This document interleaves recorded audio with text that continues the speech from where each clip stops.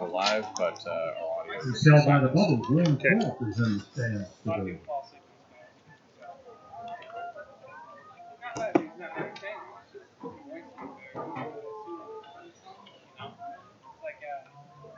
I guess I want to say Super. I'd say Super Bowl. Like Ultra Bowl. This one coming out of the park. This game might be coming out of the park too.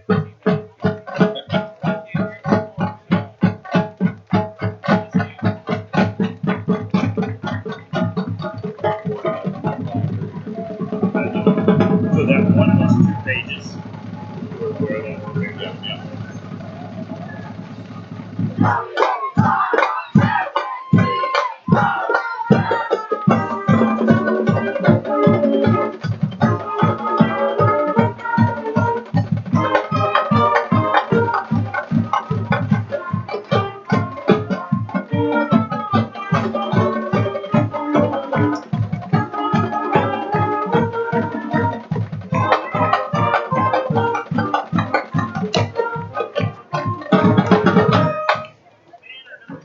Welcome to Bengal Field for this afternoon football game featuring the visitors from West for Madison Bobcats and your Lewiston Bengals. I mean, it's trying to go through the laptop again. The USB not taken? Oh, you know what? What? We didn't plug that in.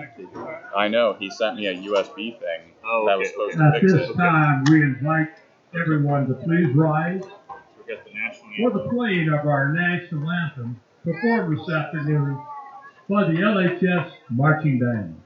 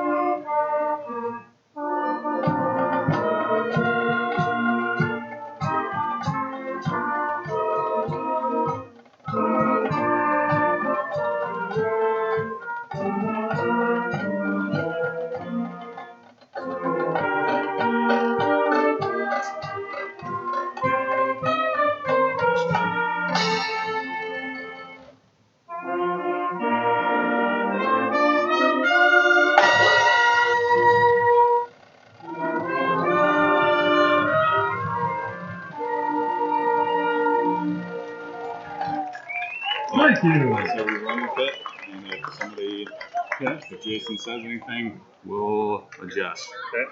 Or I mean, a Paul. All right. I ain't gonna say anything. Let's welcome to the field, Deal. All right. 3, starting defensive team for the Bengals. 1. At linebacker, Good number afternoon, 99, ladies and Logan gentlemen. You are looking live at Bengal Field. D-line, number 78, Robert Storm. On the D-line, Lewiston number Bengals, 64, they host the Madison Wildcats. number 58, D-line, Nathan Resnick. On the D-line, number 51, quite a for bit in our Kessinger. years together here on IdahoSports.com. Defensive But back, this is going to be number our first 22, chance to see the Colby Madison Witt. Wildcats in action. Defensive back, number 21, Drew Well, I think it's gonna Hector. be a great matchup with 1-0 Defensive Madison. back, Of number course, they had 7, to take Greg the long Gilbert. bus right up here, but Linebacker, Madison number 5, Denzel Strider. Oh, Lewiston out Defensive here back, in number 3, Caden sunny Carrier. Clark Valley. And defensive back, number 2, Blake Hill. The Bengals obviously playing out in front this year. So, Jason, let's talk about how both these two teams, they come into this game. It's understanding that they can be a week long game here in Boise area. And Madison, they're just top against the team out of Yeah, and so we got to see Lewiston have their ups and downs last week against BYU. I think Gary said, it's good that you guys can film to work on and start to chew through. It's exciting to see how he fixed some of those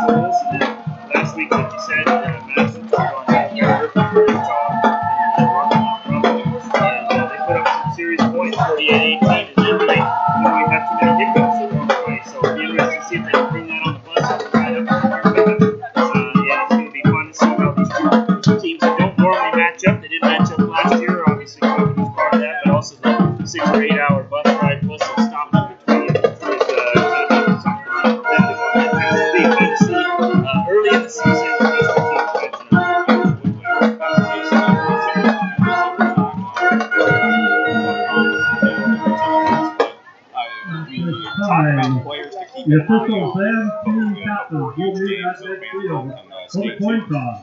When we look at these two Today's teams, let's officials, start with the referee, the Dennis hometown Safety, team, the Lewiston umpire Bengals. Who Dylan are a couple of guys that Kennedy, you're going to be keeping an eye on in today's game?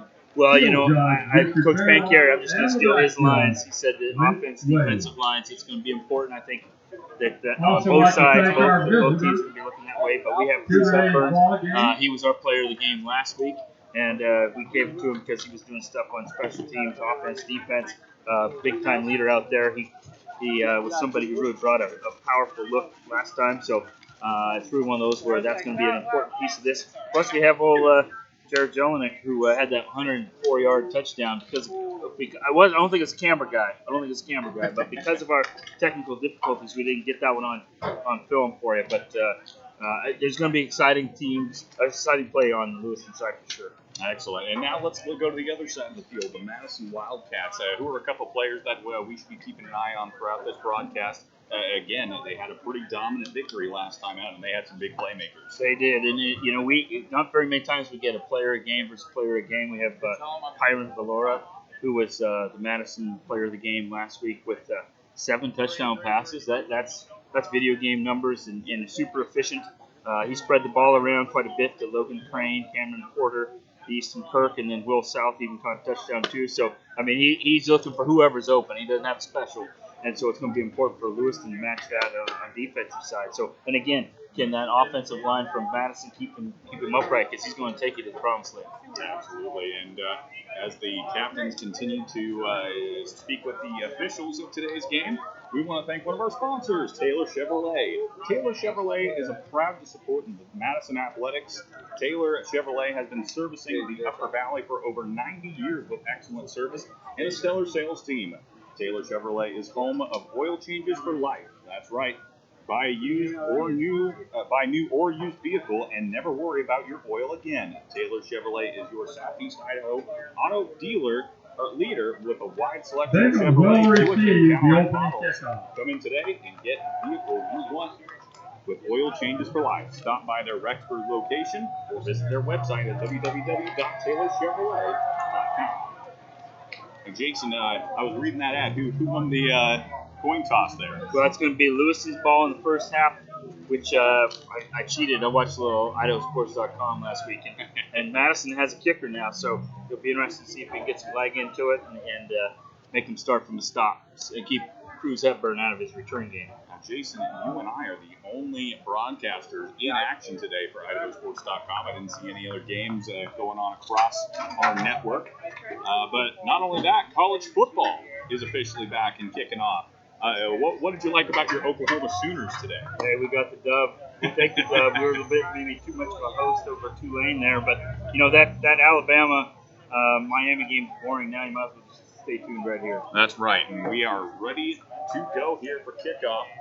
Here from Bengal Field once again, Jason Hansen and I, Garrison Hardy, on top of the press box here at Bengal Field. It's kind of a muggy day today here in Lewiston. We have a bit of a haze over the top of us. About 80 or so degrees. The sun is shining on our backs as the Bobcats are kicking things off here. Put it in the air. We get ready to wrap up week 2 at high school football. And it's a low wide drive in the second level of those Lewiston Bengals.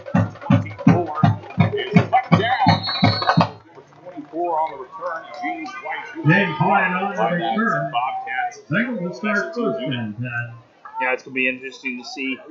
We've talked a lot about Lewiston's formations and a lot of motion. How's Madison prepared on that? Everybody's it's a mystery before he plays the first game, but now he got stuff on tape.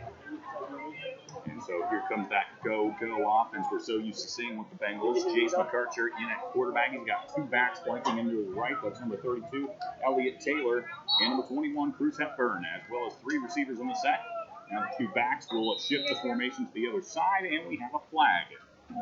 One thing I find interesting already, they did a shift, so did Madison. So it's going to be interesting, that whole chess game within the chess game of matching up personnel versus personnel.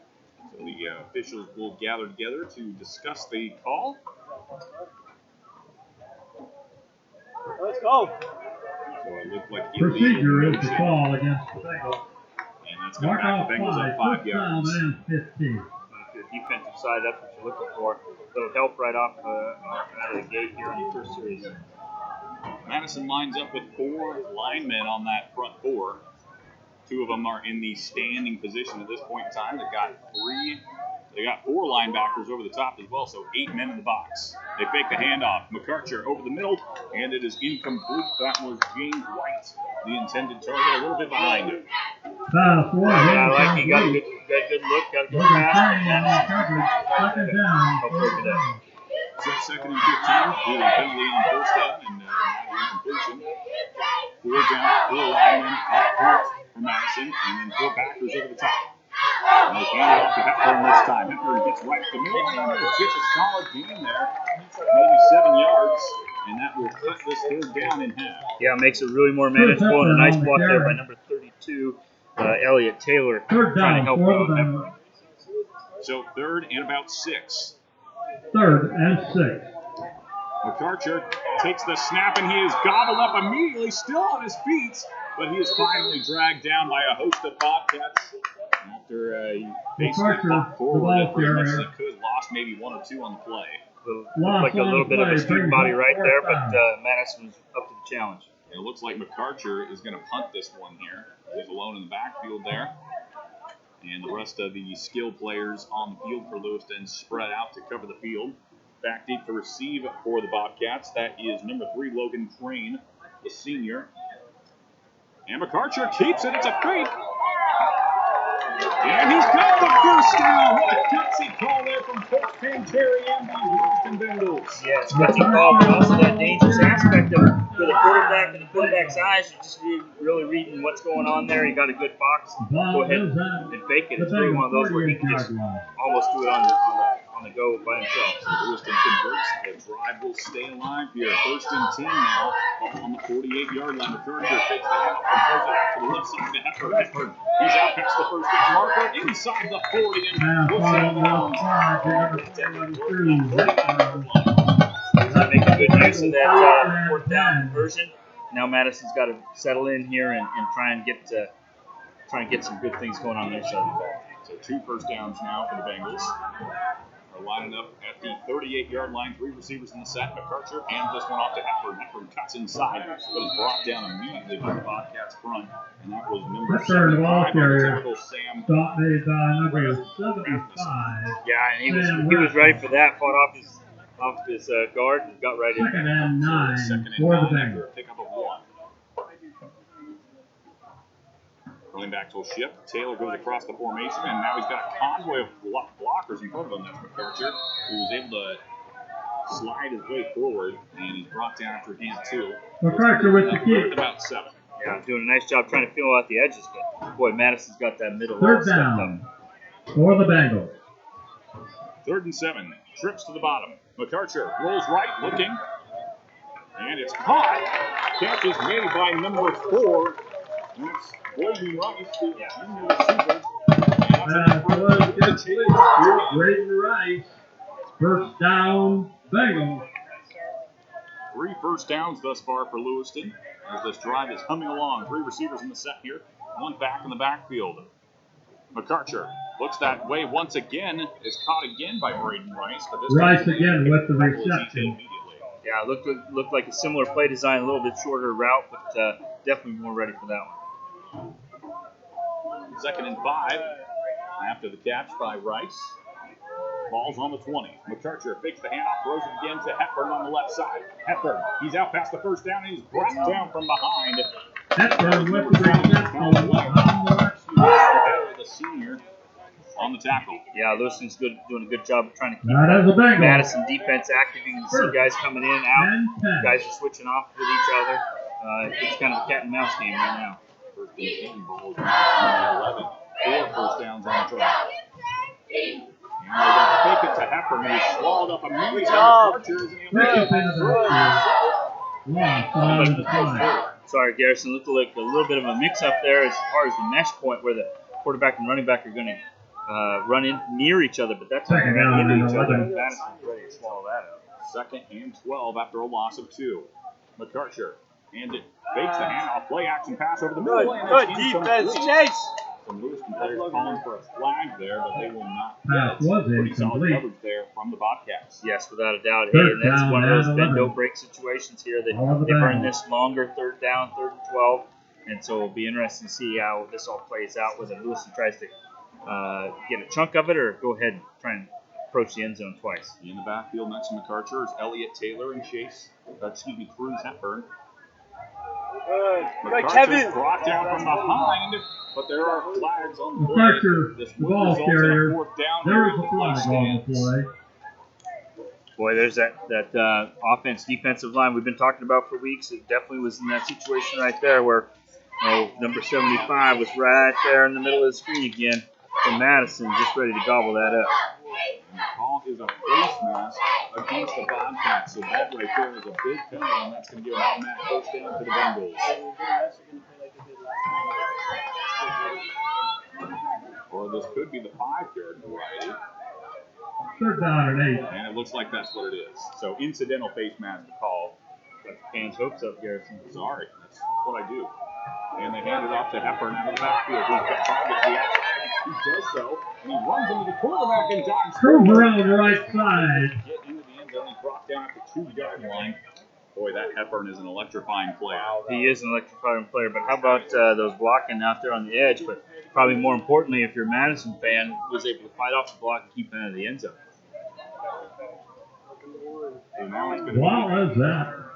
1st and goal. The 1-yard line, 1st and goal. Ball on the 1. So we're going to have 4 downs to work with here. And there's a flag before they're able to do so. Whistle's on the play. Well, that's an important first down, too, as we get to whatever this call is here. Now they got 3 or 4 downs to work really close there, and they're going to get you Outside even against the closer. Bobcats. Remains That's 1st right, so and goal offside from the call 1-yard on the line. Bobcats. So still going to be 1st and goal here on the 3-inch line. 4 receivers in the set here. They're going to spread this out in the backfield alone with McArcher. He is number 32, Elliott Taylor. And they will fake it to Taylor, and McArcher keeps it himself. The first touchdown of the day. That's a tough situation where Madison's defense, you got people spread out all over. Sargent and Cameron shot super wide, and then he goes ahead and just takes himself right from there with the match.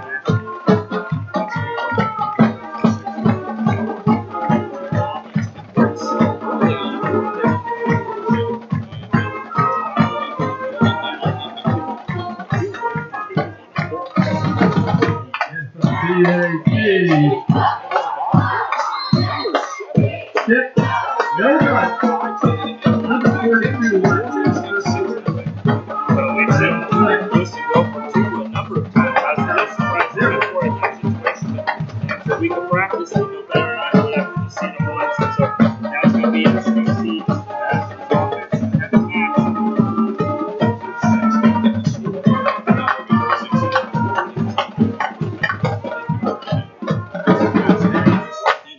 To that touchdown. Reminder concession stand is open. Conversion, but that's pretty And gutsy also on this just first inside drive. the main Yeah, gate. and they did a nice job on offense. They're just chunking Finger it down the field Cooper. on Lewiston's side. Now you're going to get a chance to see their player of the Now the game, table set up. Valora, Who's quarterback, very excited. and see how he does against T-shirt, the hat, sweatshirt. Stop by and take a look.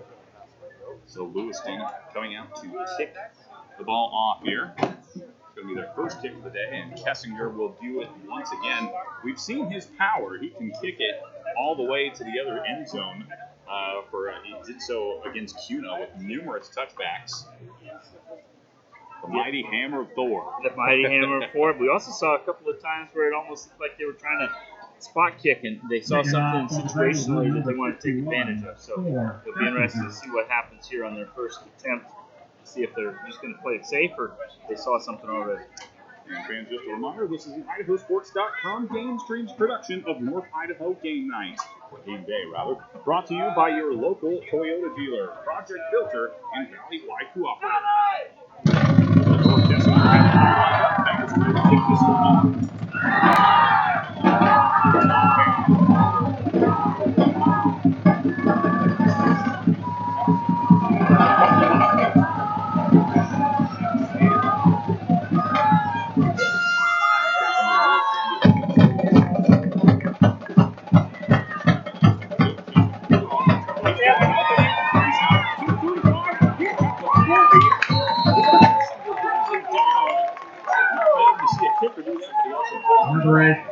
Cameron Porter on the return. They tried to kick it deep. I don't know if they were trying to get it short so that way he had to make a play for it.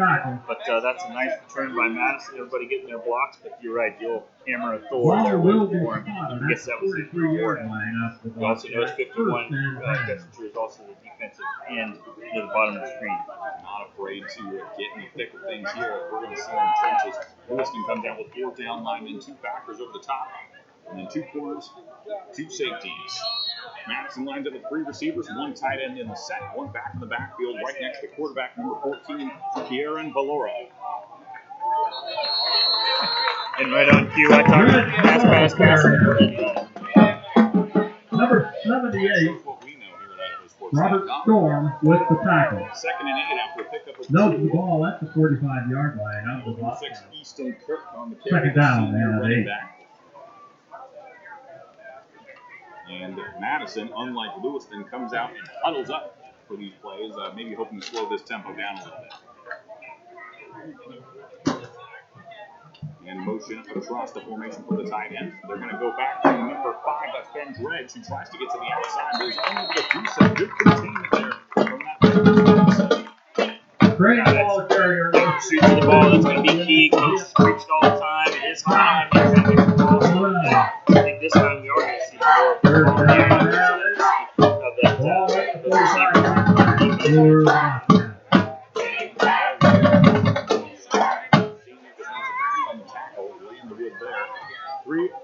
Four receivers in the set this time, as once again Madison set to throw. Kieran Valora, the quarterback, drops back. Valora looks across the middle, and it looks like it was caught, but the ref rules it incomplete. They're saying it hit the ground, and that is going to bring up 4th and about 8. Boy, that's just a tight window to get that ball in. He got it to the receiver, but great job on his part extending. Ball at their own 45-yard line. Their part to knock the ball to the ground. So once again, a quarterback is staying out there to kick. So I think it's fake. We'll see. It looks like Lewiston prepared Valora back to kick. And he will do so. This is an end over end heading towards it. Bounces up the 20-yard line inside the 15 and rolls out of bounds right at the 11-yard line. So that right there is an excellent punt from Valora. Yeah, even caught the corner, making sure it's inside the 20, rolls out of bounds, no return. All that stuff about special teams, returns, and all that. Negated by a great punt. So Lewiston, after scoring on their opening drive, will try to do so once again.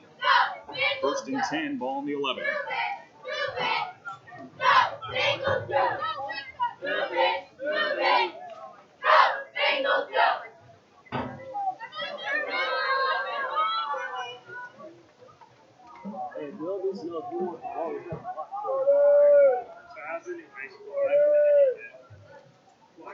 First and 10 here. And they're going to hand it off to Elliott Taylor, James White, who tries to get to the outside. And he does so pretty successfully. He's knocked out of bounds at the 20-yard line. Pickup of 9 there. Yeah, again, exploring the edge. Now maybe something up the middle. Madison trying to match everything that Lewiston's trying to do. Adjusting their personnel to boot. So 2nd and 8 rather. Ball's far on the right on the 20 there. McArthur, 2 backs in the backfield. He's going to follow him to the left side of the field. He's got a couple of receivers in front of him, but none of them got open. Great coverage downfield, and that's going to result in a sack. Yeah, great coverage, and that, as you always say, that's a coverage sack. That defensive line was more than ready to go ahead and pancake the quarterback. And Cutter Castle. All that progress made on 1st down wiped away. It's now 3rd and 9. 3rd down for the Bengals. And Lewiston lines up 3 receivers, 2 backs in the backfield next to McArthur. Hepburn, one of them. Madison brings pressure up the middle. McArthur has to throw off his back foot. That one's caught, and it's a 1st down and more. Excellent catch and run there from the McArthur makes a heck of a play right there. Does everything. Does his fake, does everything he's supposed to do. A whole wave of white shirts in his face. Goes ahead and throws right over everybody. Nice catch and run. 1st and 10. Ball now on the 34-yard line. They're handing this one off up the middle. And not able to get much there as Madison has done a pretty good job of slowing the run down up the middle in between the trenches. Yeah, Lewiston, Madison rather, is super ready for that run inside game, but you got to keep them honest by keeping them all in the box. For the Bengals. 2nd and 7 after the short pickup there. 3 receivers to the bottom of the screen.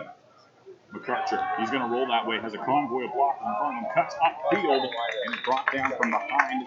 McCartcher around the right side, stopped by number Thompson. 24. He had a big day last week. Yeah, that's a nice job by Lewiston, just kind of student body right again, maybe setting something up down the road. But Madison's got a 3rd down maybe to work with here. 3rd and 1, very short here. As Madison has 4 down linemen, 2 backs in the backfield for Lewiston. And they're going to run it right up the middle. That's Hepburn. Bullies his way forward, and he's got a first down. Lewiston keeps the drive going once again. And right on cue, there's your player of the game for Lewiston. Right there. Like you said, bulldozing that pile of jerseys and gets himself the first down. Ball's at the Bengals. Blake Earl, 48-yard line. He will go in the slot to the far side of the field. McCartcher looks that way, but he goes to Jared Jelinek, who just passed his outstretched pass was incomplete. 2nd down and 10. Good use of the quick pass right there, keeping the D-line tired. Looks like some guys looking for some substitutions. Now we're back on the ball. Again, that quick offense, no huddle, kind of forcing Madison to rush around a little bit. And motion from the top. They're going to fake it to Hepburn. McCartcher keeps it himself. He gets upfield, spins through a tackler, but he's brought down after by a couple of Bobcats. Forced to that first down marker. Excellent read by McCartcher right there. Offensive linemen doing their jobs, and that's tough going for defense when you're not quite sure who has the ball. Ball's at the 41 of the Bobcats. So it's going to be 1st and 10. Once again, Lewiston having no problem on offense early in this game. McCartcher fakes the handoff, throws it out to the wide side of the field. Oh my gosh, dude! And he is brought down, but that looks like holding on Lewiston, so this play will come back. Yeah, you want to be aggressive on offense, get out there, get the block, but defenders have right not get called, and so held rather. So this might be something Madison defense can work with.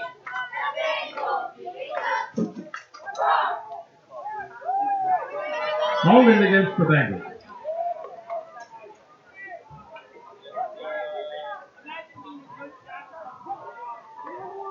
Brings the ball back to the 45-yard line. 1st and the Bobcat. 15 now after the penalty.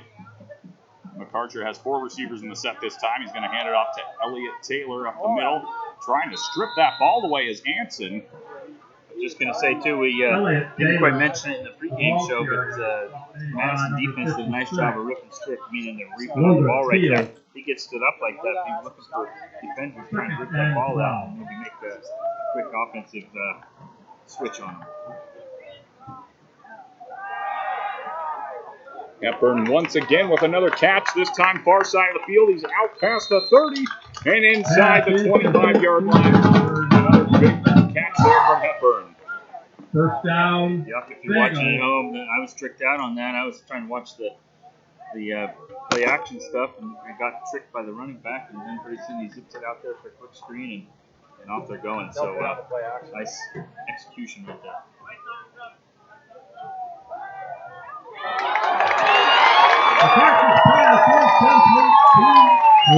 Hepburn would take another touchdown there, and that's going to add the score.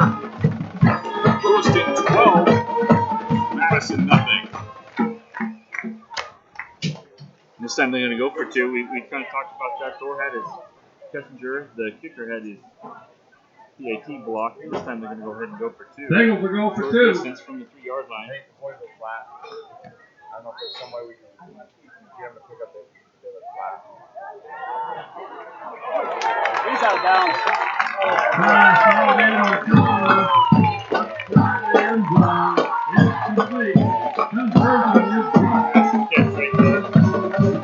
Carter throws it over the top to Thor. James White lays out. They laid a little bit on the hip and his saddle there. Coming up close.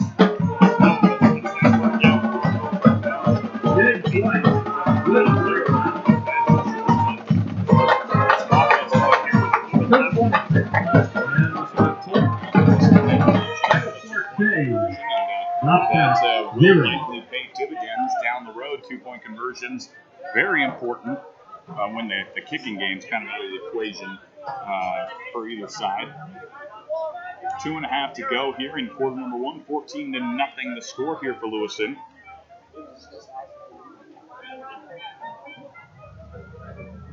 Wonder if we're going to see the old the boot of Thor this time, seeing if he can't get the ball all the way to the end zone. That's right. Get that return game all saddled up and have to start from the 20 as opposed to one-on-one at the 35-yard line. Back deep to receive for the Bobcats. That's number 8, Cameron Porter, as well as number 1, Hiram Sheets.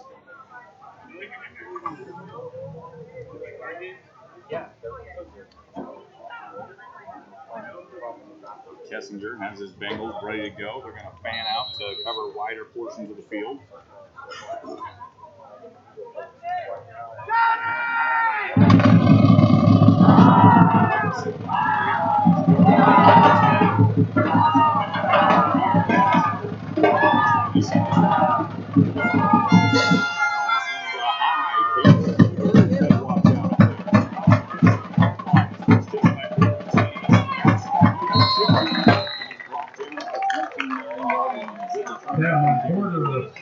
Returning that time, Thor kicked it up high, Kissinger kicked it up high, so that way the return team was able to rally up and didn't make it such a one-on-one situation there. So we saw a little bit of everything from Madison's offense last time. A little bit of run, a little bit of pass. It'll be interesting to see if they go back to their go-tos and try and hit their great receivers over the top. So again, 14-0 the score here. 2:20 to go here in the first quarter. Ball on the 27-yard line. That's where Madison will take over. And Kiera Valora has 4 receivers in the set here. He's going to hand it off to the running back right up the middle. That's Ben. Good Ben! Good Ben! Good Ben! He's at the 40. He's inside the 20 and finally brought down. After he was chased by a couple of the Bengal defense there. What a run there. Number 5, Ben. Yeah, here we come out. I was guessing a big pass series right there. That similar mesh look.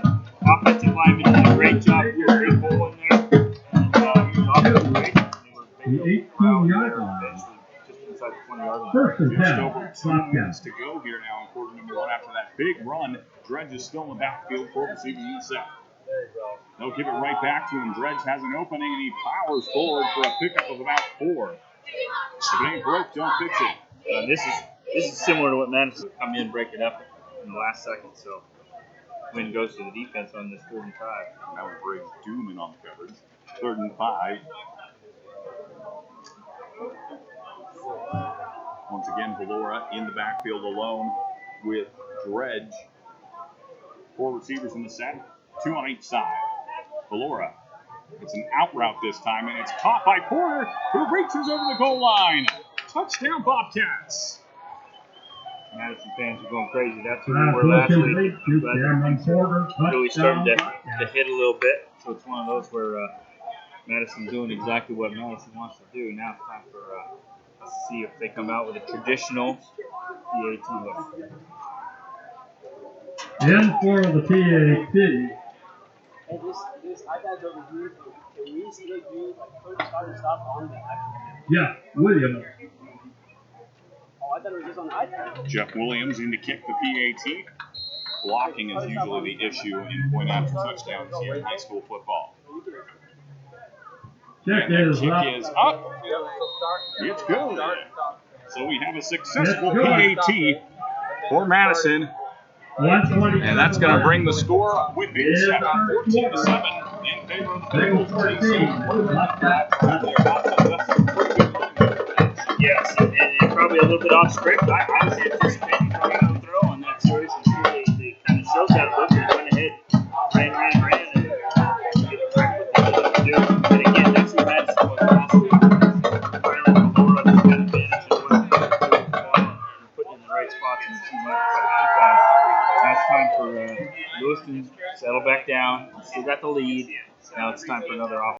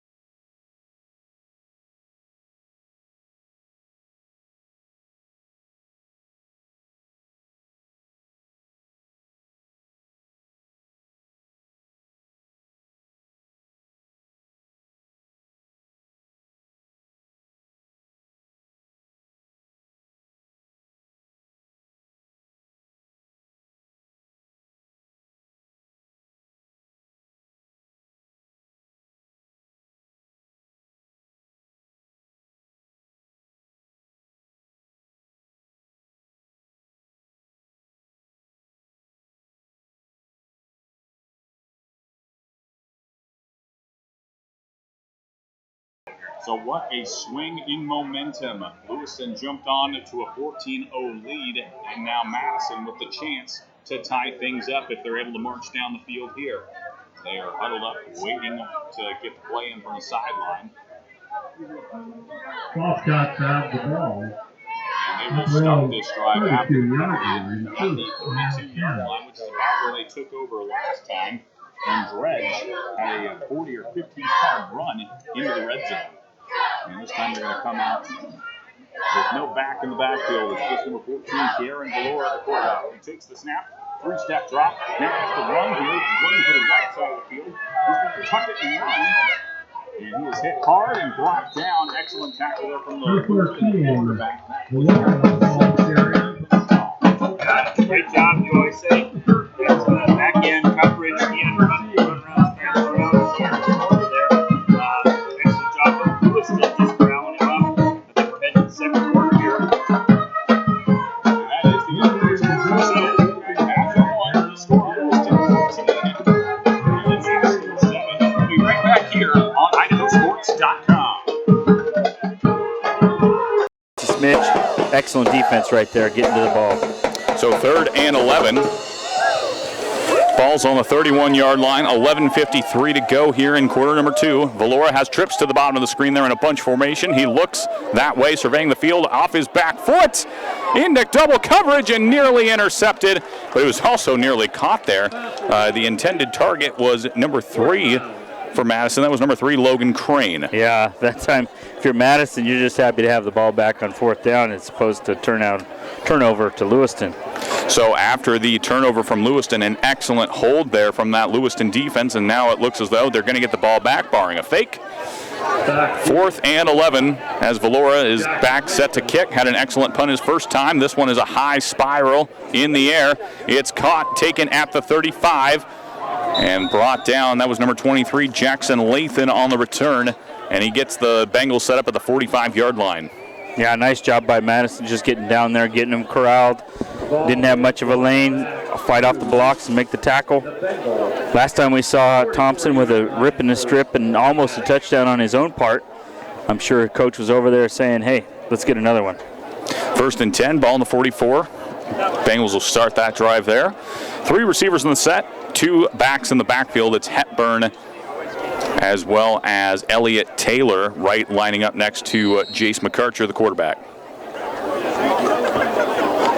And they're going to fake it to Hepburn.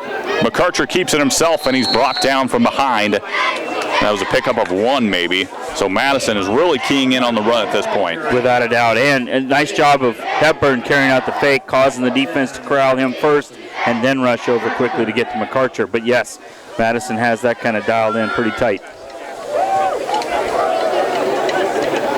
McArcher fakes the handoff, and it's nearly intercepted and went right through the hands of James White. Yeah, kind of that quick pass, kind of that compliment. We've seen the runs.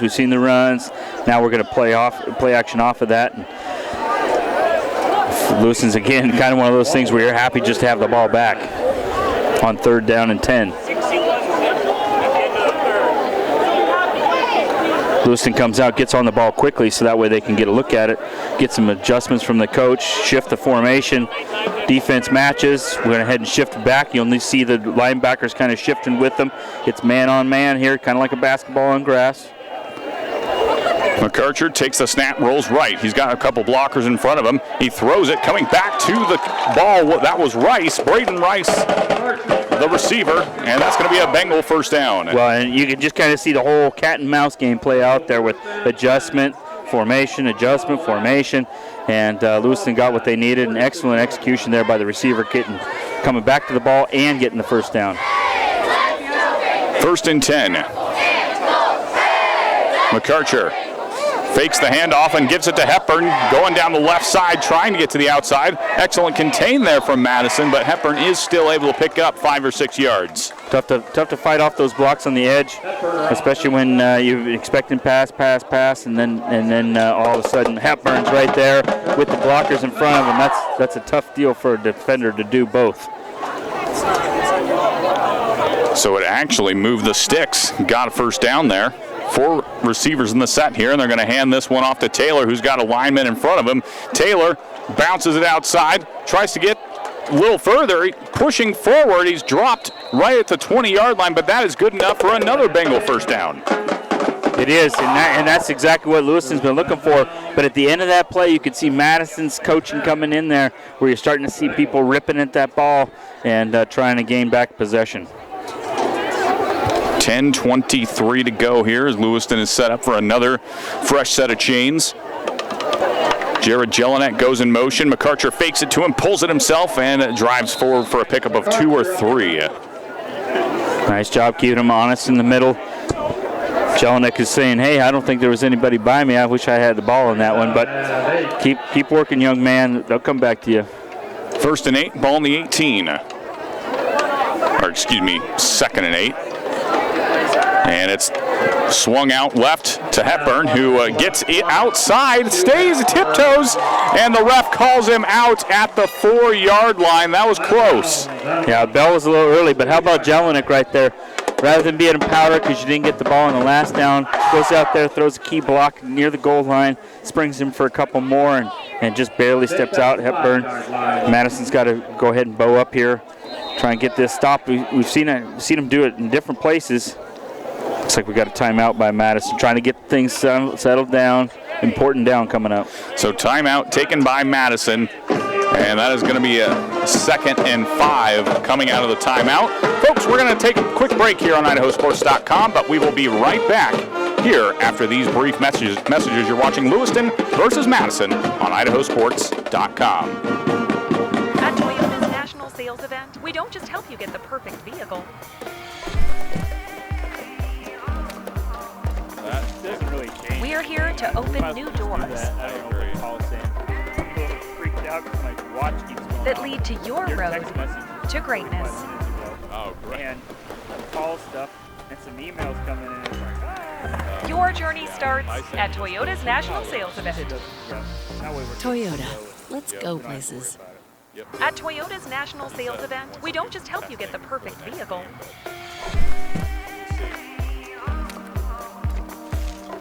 We are here to open new doors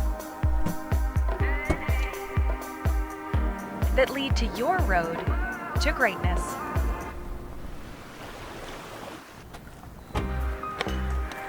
Your journey starts at Toyota's National Sales Event. Toyota, let's go places. At Toyota's National Sales Event, we don't just help you get the perfect vehicle. Up the middle there, a little formation change by Lewiston matches. We are here to open new doors Back on the ball, 2nd and goal here. With, that lead to your road to greatness. Cross formation.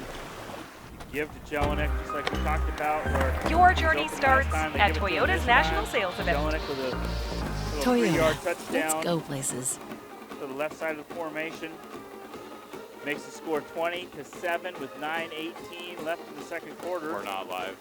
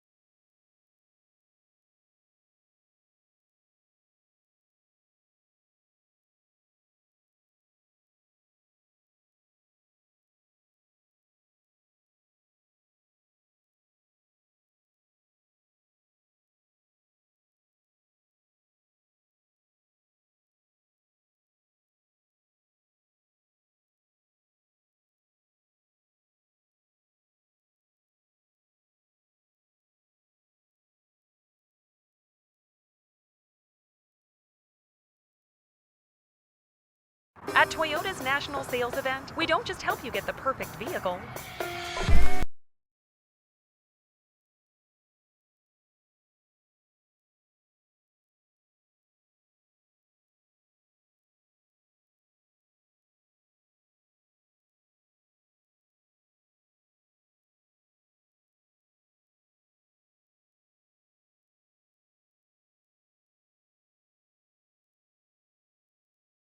The officials are going to talk it over. Which is perfect for us to play a little catch-up. So we had 4th down. Madison kind of fizzled out on their last possession. They punted. There was offsetting penalties. They had to punt again, and we're back to where we are now with Lewiston's possession on this first down and 15 on the 30. 6:55 to go here left in the first half. McArcher fakes it, swings it out to Hepburn. They've had success with that all day. Hepburn is caught this time, however, and he's dragged down for a loss of about 2, which is going to bring up 2nd and 17. Danson Thompson already making his play for the player of this game. Already had a strip and fumble. Now he's out there one-on-one with Hepburn making stops. Excellent play by that young man. 2nd and 17. McArcher fakes a handoff, looks over the middle, and it is incomplete. Both players laid out for that one, and it ended up being that a Madison player was a little bit closer to the ball that time. Yeah, McArcher probably want that one back. It looked like he had a little more time than he was giving himself credit. Kind of got himself in a little bit of a rush. He had purple in the area, but just kind of too far, and like you said, Madison was probably closer to it than he was.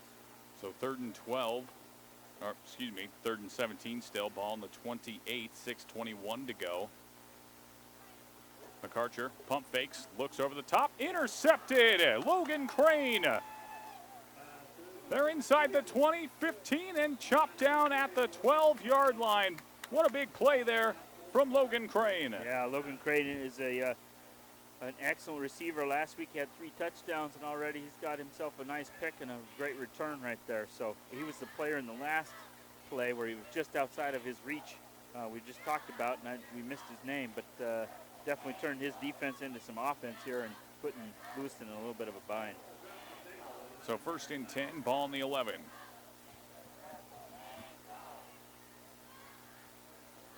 .6:10 left here in the second quarter as Valora comes out with 4 receivers, 3 to the far side of the field, although 1 will go in motion. That's number 2, Will South, the senior. They're going to hand it off to Dredge up the middle. Dredge pushing his way forward, being tackled from behind, and a whole host of Bengals, really. He's brought down. Yeah, Coach Bancare's got to be happy with that. The old D-line doing just like he's hoping, put a big stop to that inside run game. They do get a nice gain of a couple, but definitely not the big run that we've seen dredging before. That was number 78, Robert Storm, the junior, on the tackle. Pick up a 3.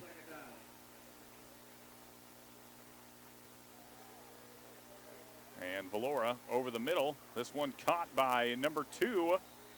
That's Will South. And he's brought down at the 1-yard line. There was a bit of a rugby match there, trying to get over the end zone. Yeah, a little bit of a scrum, a little bit of a ruck in there, mauling their way over. Nice job throwing the screen, getting that defensive line to come to them, dump it right over their head. So it's going to be 1st and goal, ball on the 1.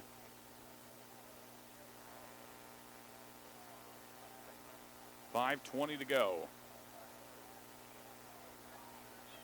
Valora has Dredge behind him in the backfield. 4 receivers split out. Lewiston showing pressure over the top, and there's going to be a flag. Looks like I'm in the corner on the other side. He's in some press coverage, a little too close, maybe Blake Hill over there, just stepping a smidge over the line. But in this down and distance, you probably gave up about 8 inches. That's true. So it's still going to be 1st and goal, ball on the 1, if that. 5:11 to go here. Same exact formation here, a pistol look for Valora. Bengals showing pressure from the outsides. And once again, a flag, and it looked like we had an offsides. That was Thor Kessinger getting a little excited.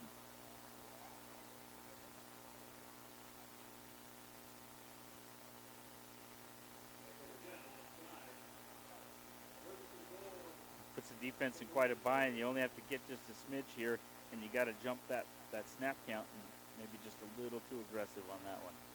First one was a lineup and assignment. Second one was a little bit too antsy.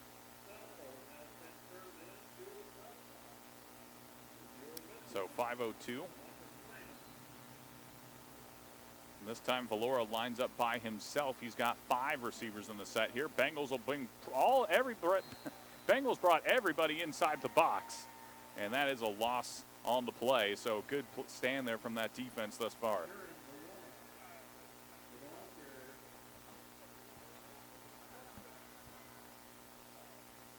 It's a nice job by the Lewiston defense rallying up real quick, trying to get to the quarterback there. Looked like a little bit of a mix-up in the backfield, which is rough this close to the goal line, but it didn't really lose very many yards. So that's good if you're a Madison fan.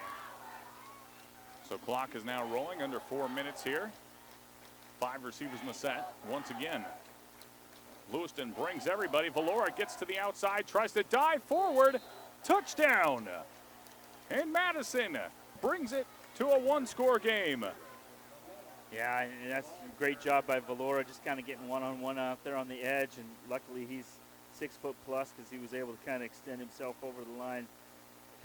Thor Kessinger, 51 from Lewiston, right there out there to meet him, just like we anticipated with him jumping off sides, but hats off to Valora getting where he needed to be. And Madison has the kicker, Jeff Williams, on to attempt the point after touchdown. Low snap, but they get it down. Kick is up and good. So it's a 6-point game here in Lewiston, as the Lewiston Bengals lead the Madison Bobcats 20-14. But Jason, that was a big interception, and now we have the momentum swinging back the other way to Madison's side. Yeah, and we talked about that before with the rip and strip by Thompson. This time it was Crane with the interception. Nice game, putting him in excellent field position, by far the best field position that they've had so far. So turnovers definitely playing a factor in this offensive firepower game. But Lewiston does, they started with the kick at the beginning of the game. This gives them 4-minute offense to get themselves in a great position to get some points again before halftime, because they'll have to come out and play some defense. So get themselves resettled and definitely want to get some points out of here. And Madison thinking the opposite, got to get a stop. Probably need to know where Cruz Hepburn is. That's right. And fans, we want to thank one of our sponsors, P1FCU. Show your spirit and unleash your school colors with a debit MasterCard from P1FCU. With their exclusive high school and college designs, you can represent your school with pride. To join the P1FCU Mascot Madness, visit P1FCU.org to see all their designs. P1FCU, a Pacific Northwest original since 1938. Insured by NCUA. And now Madison set to kick here from the 40. Back deep to receive for the Bengals. We have number 21, Cruz Hepburn. He's always a danger. And number 4, Braden Rice. We've called his name a couple of times today. 3 or 4 receptions thus far.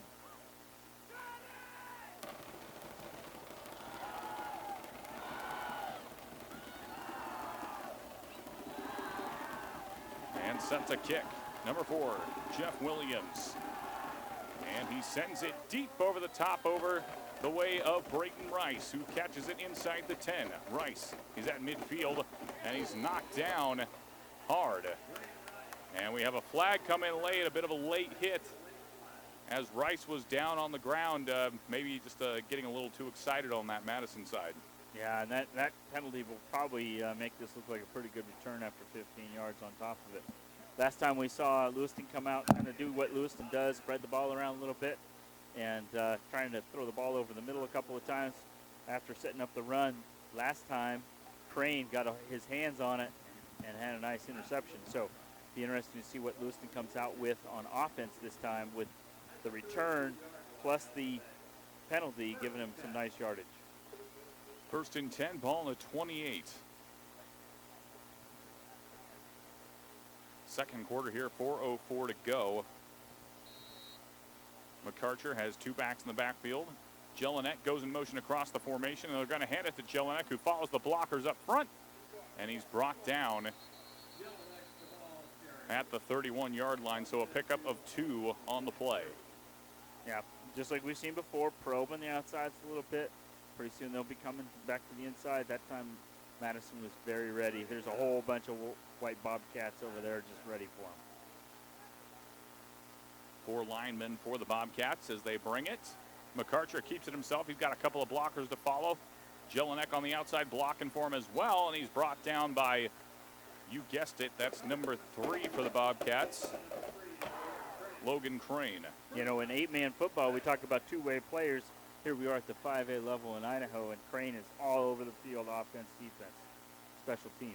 That's right. Just like Hepburn, special teams, offense, you name it. Some talented players on both sides. McArcher rolls right, pressured up front. It's a nice lofted pass over the top, and it's incomplete. Jared Jelinek, the intended target, although stride for stride with him was number 8 for Madison, Cameron Porter. Yeah, nice job by Lewiston's offensive line there, giving McArcher some time to set up for that deep pass. Just a little bit too far, but nice play design. So 2nd and 10 here.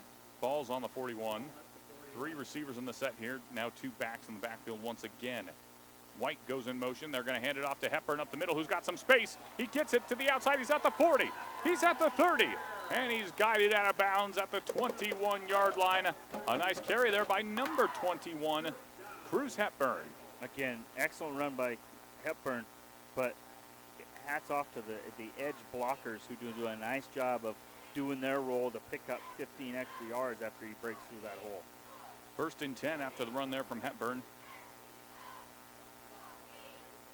White goes in motion and fakes the handoff. It's McArcher who keeps it, barrels his way forward for a pickup of 6. And that'll bring up 2nd and 4. Yeah, Madison's a little bit on their heels here.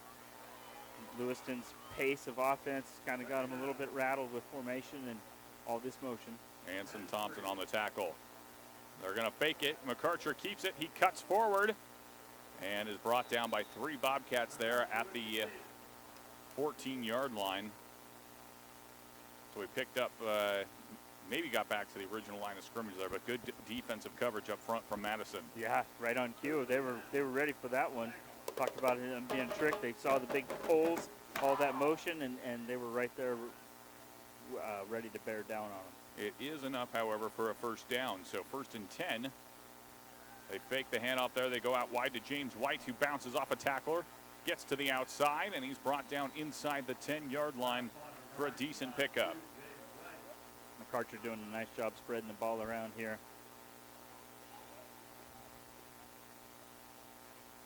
Forcing that Madison defense to run all over the field. 2nd and 6. 3 receivers in the set. White goes in motion. They're going to fake it to White. They hand it to Hepburn, who bounces outside. And he's flipped up over end as he lunged for the goal line and is brought down at the 1. So it's going to be 1st and goal after the run from Hepburn. Boy, nice individual effort by that guy. Just making something out of a big pile. Looked like he was in the middle of the scrum, and all of a sudden he's out for another couple. 1st and goal. Under 2 minutes to go here in the 1st half. This would be big if Lewiston's able to capitalize here and score with a little amount of time remaining. And that's going to be a timeout taken by the Bengals so they can talk things over. So, Jason, both offenses have been pretty successful thus far today. From Lewiston, they've been able to jump out to this 20-14 lead. A couple of mistakes here and there, but by and large, pretty good day for them. And then on the other side, Madison, they've been able to bounce back after a slower start and have made it a 1-touchdown game. Yeah, it's just how I thought it would be. An excellent game, and you're going to want to hang around to the very end because there's definitely lots of good stuff going on. Coach Rhodes talked in the preseason write-up about his kids staying healthy and having consistent effort. You know, it's really one of those where when the scoreboard was really against them, they seemed to kind of click down into a better gear and come out with some nice effort, and Logan Crane kind of pulling them back into it. But just like we talked about just moments ago with Lewiston wanting to get some points out of this drive, now they're down here, 1st down, right on the 2. It's going to be important to get this with 1:38 before halftime. And now they got their backs against the wall here. 1:38 to go. Lewiston knocking on the door. They're going to hand this to Elliott Taylor. Bounces off the first tackler, but there is a whole host of Bobcats waiting for him. That was number 56 from Madison on the tackle, Logan Keel. Yeah, they call it. Lewiston had just called that timeout to make sure they were on the right page. Now Madison calls timeout to make sure they're right on the right page. It's hot out here. I'm hot just standing. So those kids, hats off to them. Want to get a little water before. Can't take those timeouts in the second half anyway. Important downs coming up. Absolutely. If Lewiston's able to score here, they of course go up by 2 scores, extend that lead, and then in the second half kind of side of things, whoever starts with the ball, you know, that's really where the momentum could shift going forward to the second half. Without a doubt, especially with Madison going traditional with all of the going for ones, and now they have that, they're only behind by 6. Lewiston, if they do score, going to get that all-important extra PAT to try and, you know, get out of this wonky situation. Of you know, it could be a 21-20 score, which could be kind of wonky if they don't get some extra points here. So Madison defense makes their way onto the field and lines up. Second and 5. Second and goal, rather. 3 receivers in the set once again for Lewiston. McArcher sends White in motion. Going to hand it to White. He tries to get to the outside and does. Touchdown Bengals.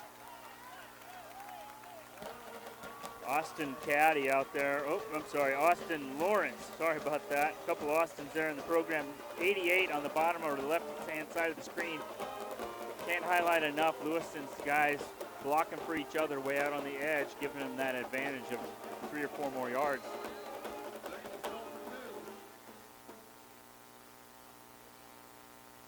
And McArcher keeps it himself for the 2-point conversion and strides into the end zone. So they get that all-important 14-point lead that you were mentioning, Jason.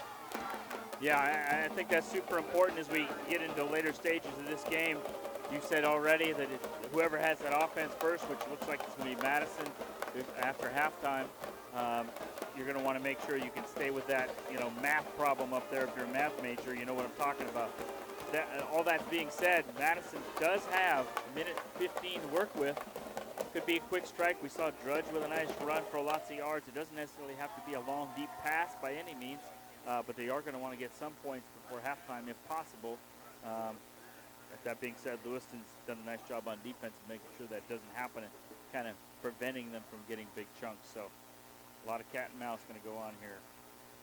Cat and cat, rather. We have Bengals and Bobcats on the field. We should almost do a Mike Leach mascot pick next go around with which mascot would be better off.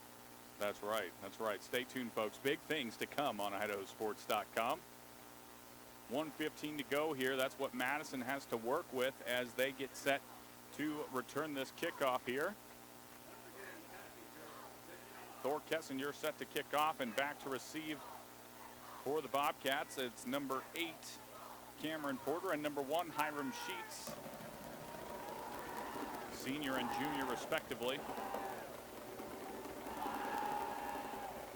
Kessinger. He's going to pooch this one over to the middle, and it's taken by Sheets, who's at the 20. 25. He's got a hole up the middle, and he runs right into Kessinger once again, who throws him down, but ends up throwing him forward. So the Bobcats get to set things up at the 45-yard line. I do like the spirit. Everything funnels back to Kessinger. However, that is a great return for Madison and gives them a shorter field with only a minute 9 left to play. It's going to be 1st and 10. Ball on the 44.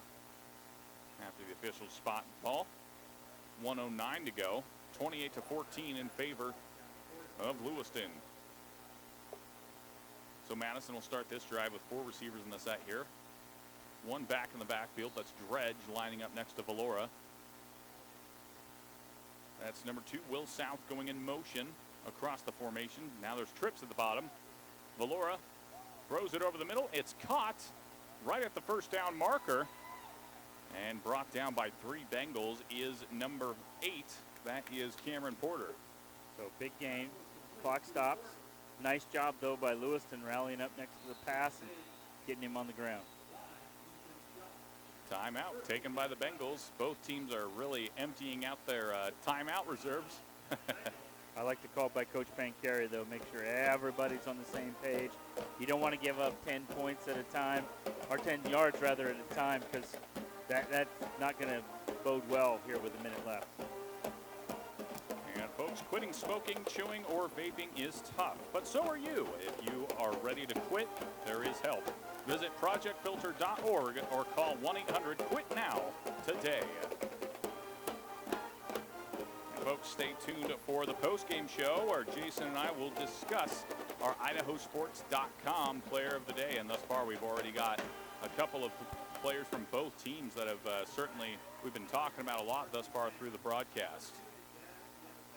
Yeah, there's going to be a lot of great players in the second half, but we've already seen Thompson and Crane from Madison, as well as Hepburn and McArcher and Thor Kessinger. How about a lineman kicker for player of the game? Jason always got to have the lineman in there.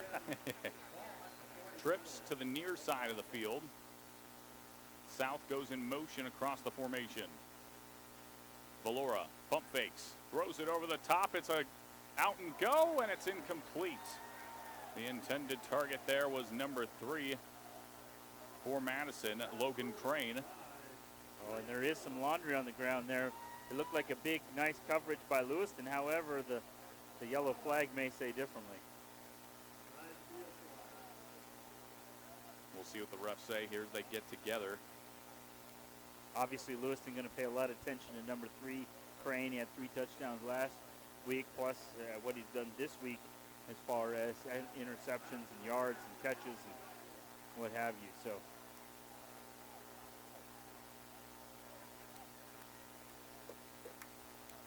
now it's going to be important for Coach Pancari to get his guys settled down. Nice effort by number 2 out there from Lewiston, Blake Hill, but looked like he got the call, but one of those where going to have that effort without the penalty, obviously. Trips to the near side. Logan Crane isolated on the far side of the field. Valora sends south in motion. Valora takes the snap, looks near side, and it's a bit of a fade route there, incomplete. That was number 5 from Lewiston, Vincent Shriver, on the coverage. And that was terrible camera work. I apologize. I was faked out of my britches, so. Hey, you should think Madison offensive coordinator should be flattered that we got it so wrong. That's right. Under a minute to go now. 2nd and 10, ball on the 29. 51 seconds here. Plenty of time for Madison to work with. Valora looking over the middle. It throws it over the top. And it's intercepted, but there's a flag down. It looked like pass interference is the call. So this is going to stay with the Bobcats.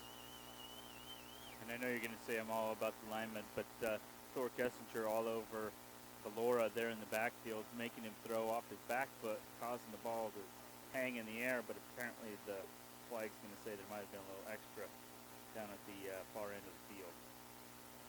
Penalties on Madison's side here where they've gotten 30 yards. Looks like maybe out of this situation with big chunks.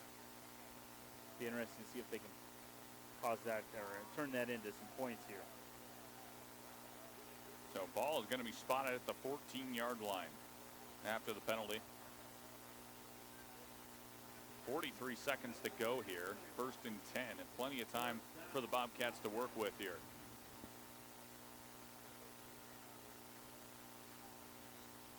And Valora lines up by himself in the backfield. 3 receivers to the far side of the field, 2 on the near side. 5 in total. 4 down linemen for the Bengals, and they all bring it.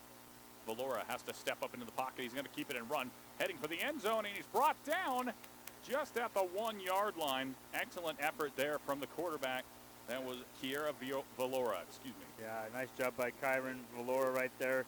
Just letting it all kind of develop and realizing that his run was the best option.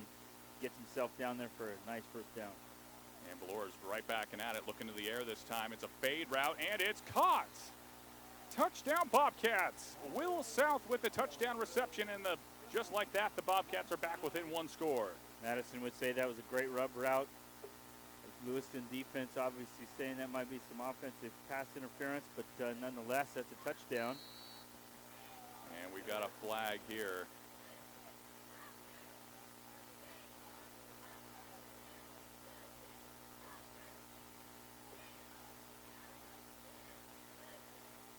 So Madison has gone for 1 every time, and by Lewiston getting that 2-point conversion, it makes it that they can stay on that method if they keep getting all of theirs. This is going to be an important defensive pressure moment for Lewiston.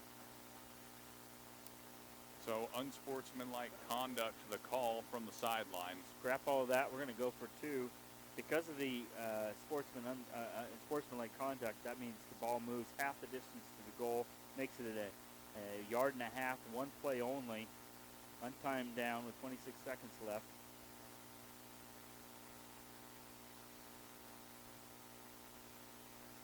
(28-20) the score here. And just like Jason mentioned, Valora comes right back out onto the field due to the penalty. And we'll see if the Bobcats can cut even further into the lead. 4 receivers, trips to the near side, bottom of your screen. Valora has Dredge in the backfield. Lewiston showing pressure up the middle. And they bring it. Valora caught. The 2-point conversion is good. That was number 8, Cameron Porter. So that's going to cut the lead down to 6.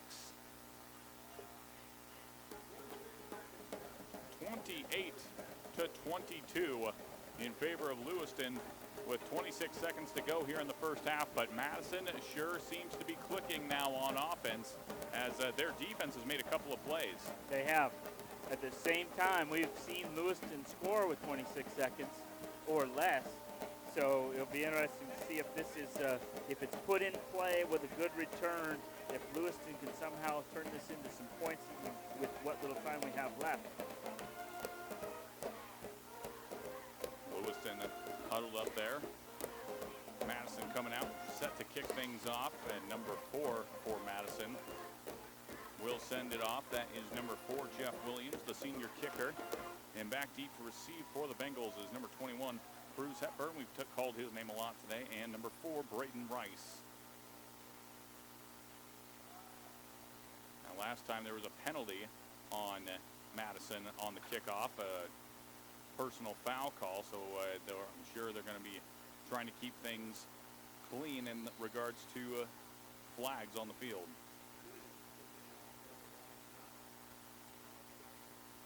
And the ball decides that it's tired of being kicked, Jason. Yeah, you know, it's hot out here for everybody, including the ball.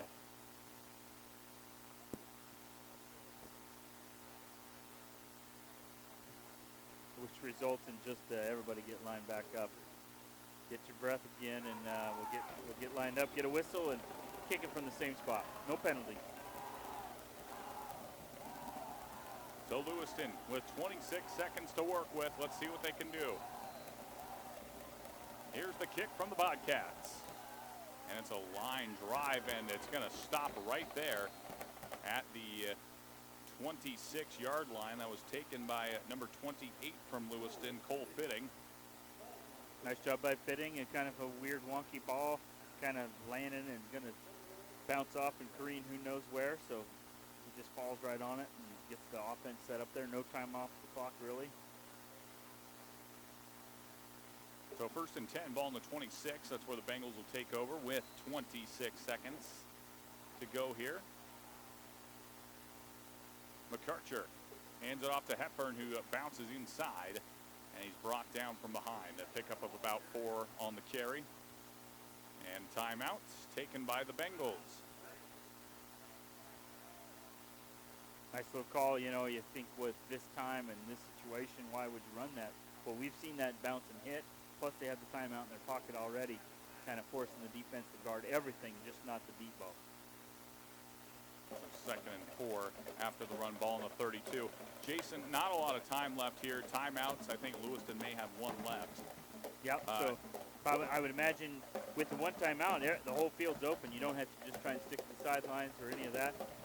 That also being said, we've seen some nice gains off of a kind of a sweep look where you get to the edge and get some nice yards. So with second and fourth, high school, clock stops on the first down, so that kind of is a built-in kind of mini timeout. Plus, Lewiston gets on the ball and is always going fast, so they're always in the 2 minute time, 2 minutes on the clock. So this is built for their offense.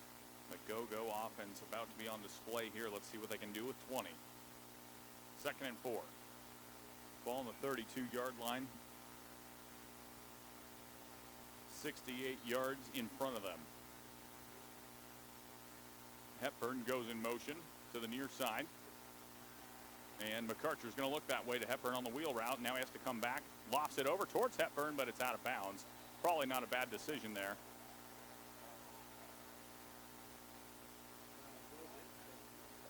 Sorry about that. I missed McArcher. I knew that there was going to be a big pass down the sideline here because Hepburn was running towards the bottom of the screen. I got a little antsy and kind of wanted to show where the ball was going to go and forgot where the ball was. So defensive line, parents, I apologize. Madison was pressuring the ball there. That's why it was out of bounds. Third and 4. 12 seconds to go here. They're just going to hand it off to Hepburn. Tries to get to the outside and is brought down by 3 Bobcats. And it is a first down, so the clock will stop, and that is going to be Lewiston's final timeout. With 6 seconds to go, mind you. Hey, being an old 8-man guy, I love this situation. 6 seconds left, little backyard football, who knows? I can't imagine Lewiston's going to come out there and take the knee if it's a timeout. Now, they may prove me wrong on this, but I imagine we'll have something fun coming up here.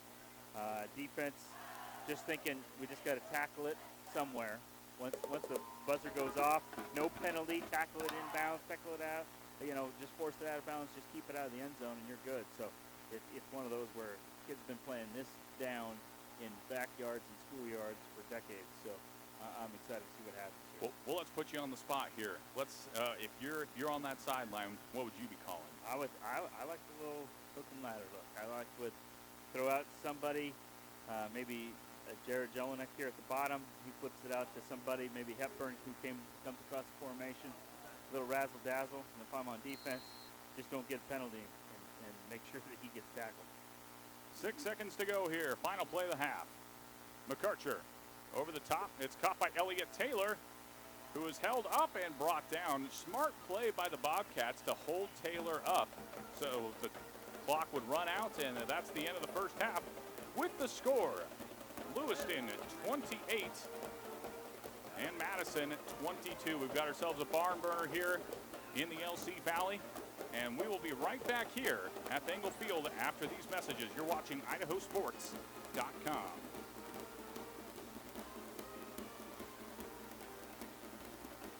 At Toyota's National Sales Event, we don't just help you get the perfect vehicle.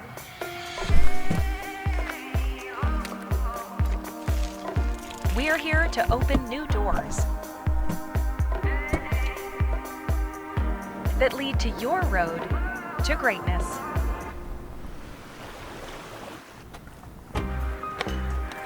Your journey starts at Toyota's National Sales Event. Toyota, let's go places. It's time to start planning for back to school. That's why I got my kids vaccinated for COVID-19, so they can be protected from COVID when they're back in the classroom. Kids 12 and older can get vaccinated. The vaccines have been researched and tested. They're safe and they work. Getting vaccinated was quick and easy. You can walk into a pharmacy to get one. We got our COVID-19 vaccine, and I hope everyone will choose to get vaccinated too. Get a free COVID-19 vaccine today. Find a location near you at covidvaccine.idaho.gov. A hit in the morning, another between class, after school, and more before bed. Vaping sucks you in quick. Not to mention all the chemicals and health problems everyone's talking about. That's why thousands of teens are ready to take back their life their own way with My Life, My Quit. When you sign up with us, you'll get a free and simple quit plan that makes it easier to stop vaping.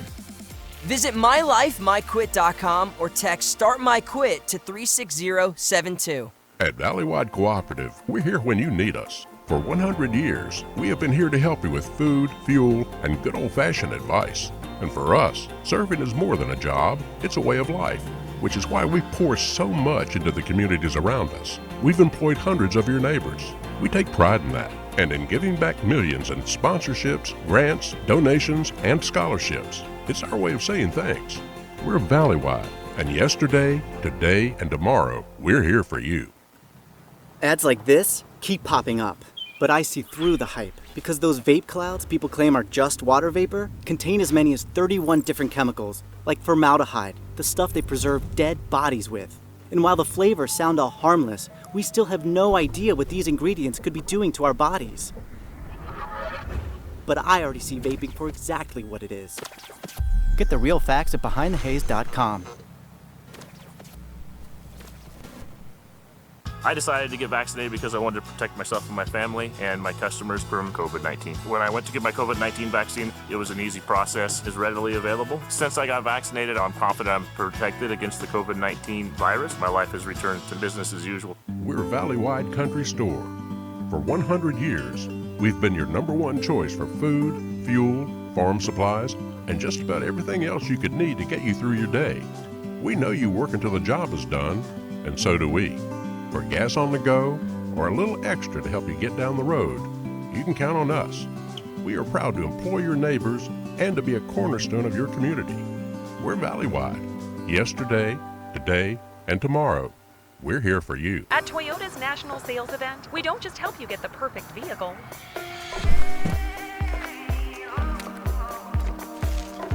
We're here to open new doors that lead to your road to greatness.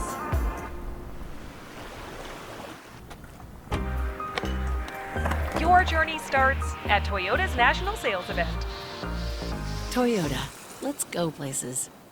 It's time to start planning for back to school. That's why I got my kids vaccinated for COVID-19, so they can be protected from COVID when they're back in the classroom. Kids 12 and older can get vaccinated. The vaccines have been researched and tested. They're safe and they work. Getting vaccinated was quick and easy. You can walk into a pharmacy to get one. We got our COVID-19 vaccine, and I hope everyone will choose to get vaccinated too. Get a free COVID-19 vaccine today. Find a location near you at covidvaccine.idaho.gov. A hit in the morning, another between class, after school, and more before bed. Vaping sucks you in quick. Not to mention all the chemicals and health problems everyone's talking about. That's why thousands of teens are ready to take back their life their own way with My Life, My Quit. When you sign up with us, you'll get a free and simple quit plan that makes it easier to stop vaping. Visit mylifemyquit.com or text Start My Quit to 36072. At Valleywide Cooperative, we're here when you need us. For 100 years, we have been here to help you with food, fuel, and good old-fashioned advice. And for us, serving is more than a job, it's a way of life, which is why we pour so much into the communities around us. We've employed hundreds of your neighbors. We take pride in that, and in giving back millions in sponsorships, grants, donations, and scholarships. It's our way of saying thanks. We're Valleywide, and yesterday, today, and tomorrow, we're here for you. Ads like this keep popping up, but I see through the hype because those vape clouds people claim are just water vapor contain as many as 31 different chemicals, like formaldehyde, the stuff they preserve dead bodies with. And while the flavors sound all harmless, we still have no idea what these ingredients could be doing to our bodies. But I already see vaping for exactly what it is. Get the real facts at BehindTheHaze.com. I decided to get vaccinated because I wanted to protect myself and my family and my customers from COVID-19. When I went to get my COVID-19 vaccine, it was an easy process, is readily available. Since I got vaccinated, I'm confident I'm protected against the COVID-19 virus. My life has returned to business as usual. We're Valleywide Country Store. For 100 years, we've been your #1 choice for food, fuel, farm supplies, and just about everything else you could need to get you through your day. We know you work until the job is done, and so do we. For gas on the go, or a little extra to help you get down the road, you can count on us. We are proud to employ your neighbors and to be a cornerstone of your community. We're Valleywide. Yesterday, today, and tomorrow, we're here for you. Toyota's national sales event, we don't just help you get the perfect vehicle.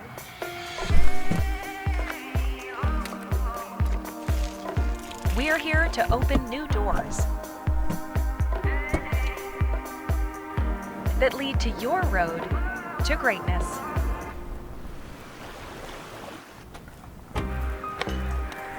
Your journey starts at Toyota's National Sales Event. Toyota, let's go places.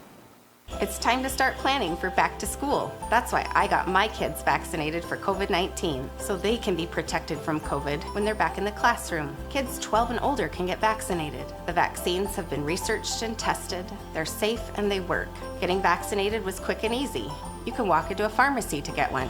We got our COVID-19 vaccine, and I hope everyone will choose to get vaccinated too. Get a free COVID-19 vaccine today. Find a location near you at covidvaccine.idaho.gov. A hit in the morning, another between class, after school, and more before bed. Vaping sucks you in quick.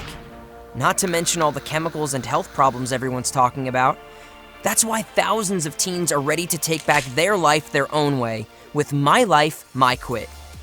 When you sign up with us, you'll get a free and simple quit plan that makes it easier to stop vaping. Visit mylifemyquit.com or text Start My Quit to 36072. At Valleywide Cooperative, we're here when you need us. For 100 years, we have been here to help you with food, fuel, and good old-fashioned advice. And for us, serving is more than a job, it's a way of life, which is why we pour so much into the communities around us. We've employed hundreds of your neighbors. We take pride in that, and in giving back millions in sponsorships, grants, donations, and scholarships. It's our way of saying thanks. We're Valleywide, and yesterday, today, and tomorrow, we're here for you. Ads like this keep popping up, but I see through the hype because those vape clouds people claim are just water vapor contain as many as 31 different chemicals, like formaldehyde, the stuff they preserve dead bodies with. And while the flavors sound all harmless, we still have no idea what these ingredients could be doing to our bodies. But I already see vaping for exactly what it is. Get the real facts at BehindTheHaze.com. I decided to get vaccinated because I wanted to protect myself and my family and my customers from COVID-19. When I went to get my COVID-19 vaccine, it was an easy process. It's readily available. Since I got vaccinated, I'm confident I'm protected against the COVID-19 virus. My life has returned to business as usual. We're a Valleywide country store. For 100 years, we've been your #1 choice for food, fuel, farm supplies, and just about everything else you could need to get you through your day. We know you work until the job is done, and so do we. For gas on the go, or a little extra to help you get down the road, you can count on us. We are proud to employ your neighbors and to be a cornerstone of your community. We're Valleywide. Yesterday, today, and tomorrow, we're here for you. Put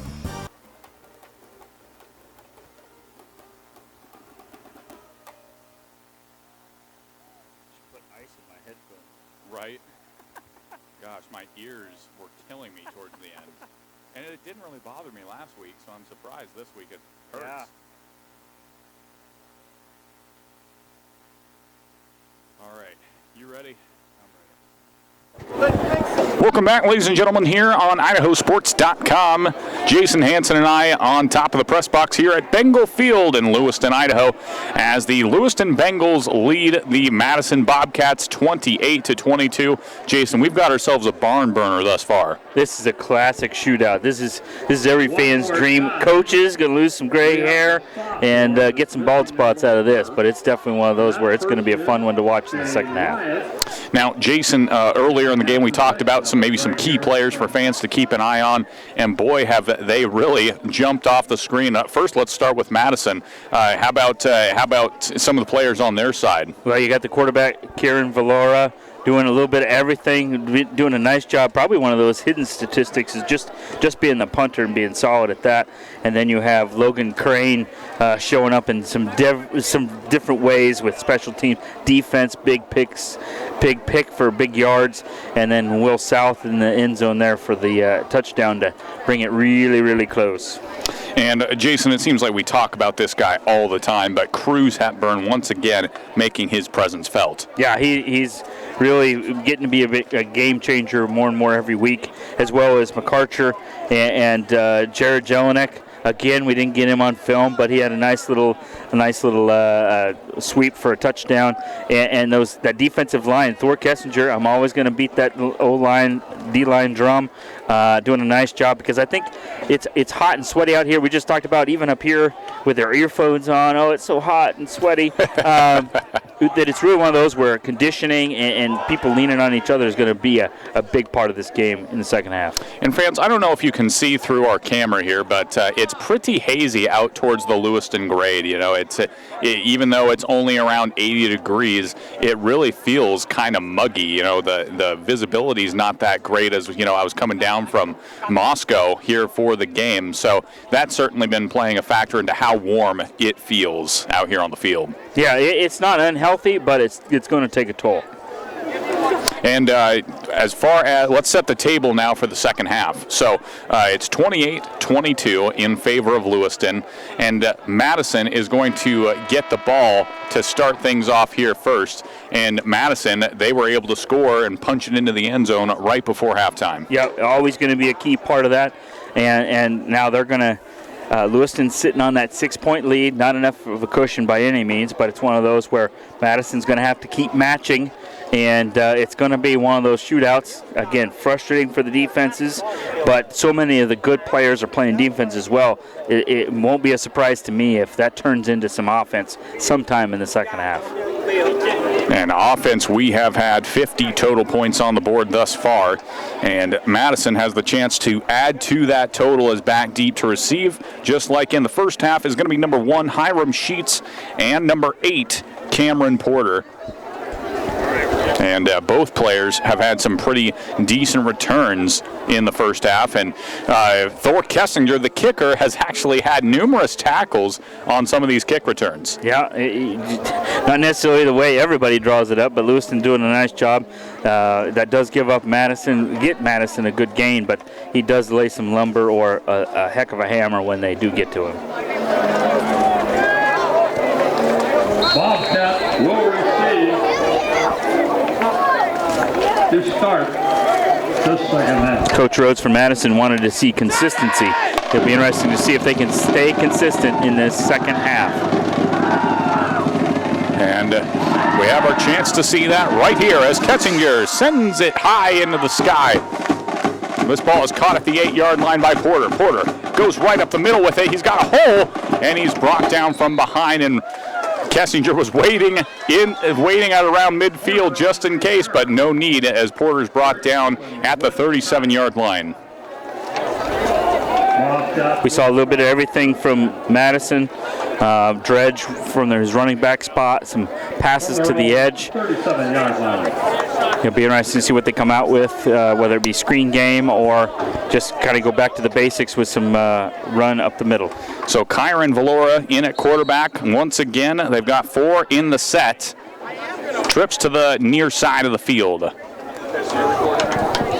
Valora takes the snap. It's a quick slant route across the middle. That is caught by number 6, Easton Kirk, the senior receiver. A good start there for the Bobcats. Yeah, Lewiston comes out with just matching up, pretty close coverage. You can see at the top of the screen, that would be Hill at the very top, matching up with whoever he's matched up with. So Lewiston's going just that chess match of man-on-man and allowing people to run to the ball.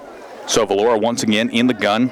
4 receivers in the set here, 2 on each side. Lewiston showing pressure up the middle. That's Vincent Shriver coming in on a blitz.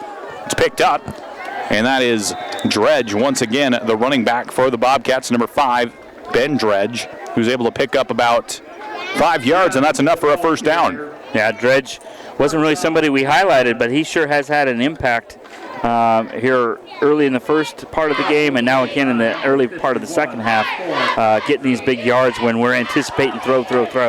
Dredge is likely past the century mark on the day, over 100 yards rushing thus far. It's been very productive. Trips to the near side of the field in this formation.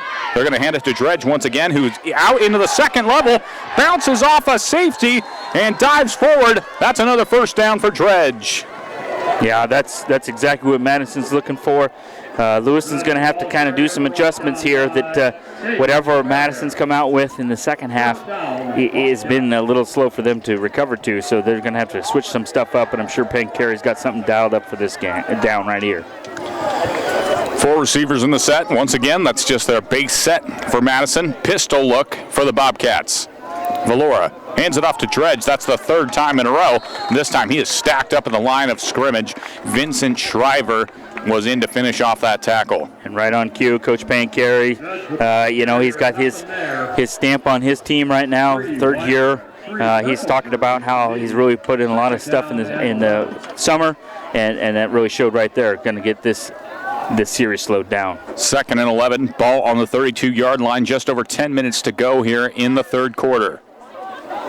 Valora drops back, looks near side of the field. It's caught once again.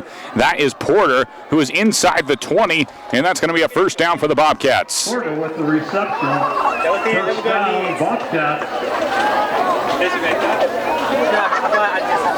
So that's going to bring it to the 17-yard line after the catch and run by Caleb Porter, the receiver. 1st and 10 now, inside of 10 minutes. 4 receivers once again. Valora in the gun, takes the snap, hands it off to Dredge up the middle, bounces off a tackler, pushes his way forward, and he's falling inside the 10-yard line, getting close to a first down. Yeah, big number 78 from Lewiston Storm just about had him wrapped up there and bounced it off him, and instead about had him stopped at the line of scrimmage. It's hot out here. We're going to see some cramping going on. Some people shuffling in, shuffling out, just trying to stay healthy. Time to drink some water and get a stretch. Yeah, that would. A Bengal player comes up a little gimpy there, but it looks like they're coming out to stretch him out. As you said, pretty warm out. And in for Lewiston is number 52. That is Travis Spruill. So 9:25 to go here. 2nd and 2. Ball is on the 9. In quarter number 3, 9:25 to go. And now Madison has some time to talk about some stuff here. So take a read here from some of our sponsors. Why not? Fans, check out our expanded list of regional prepcasts. Our resident experts talk about what's going on in their part of the state you live in. Be sure to catch the new regional prepcast each week on IdahoSports.com or by download the new episodes wherever you get your podcasts. You can also watch each episode on IdahoSports.com's YouTube channel.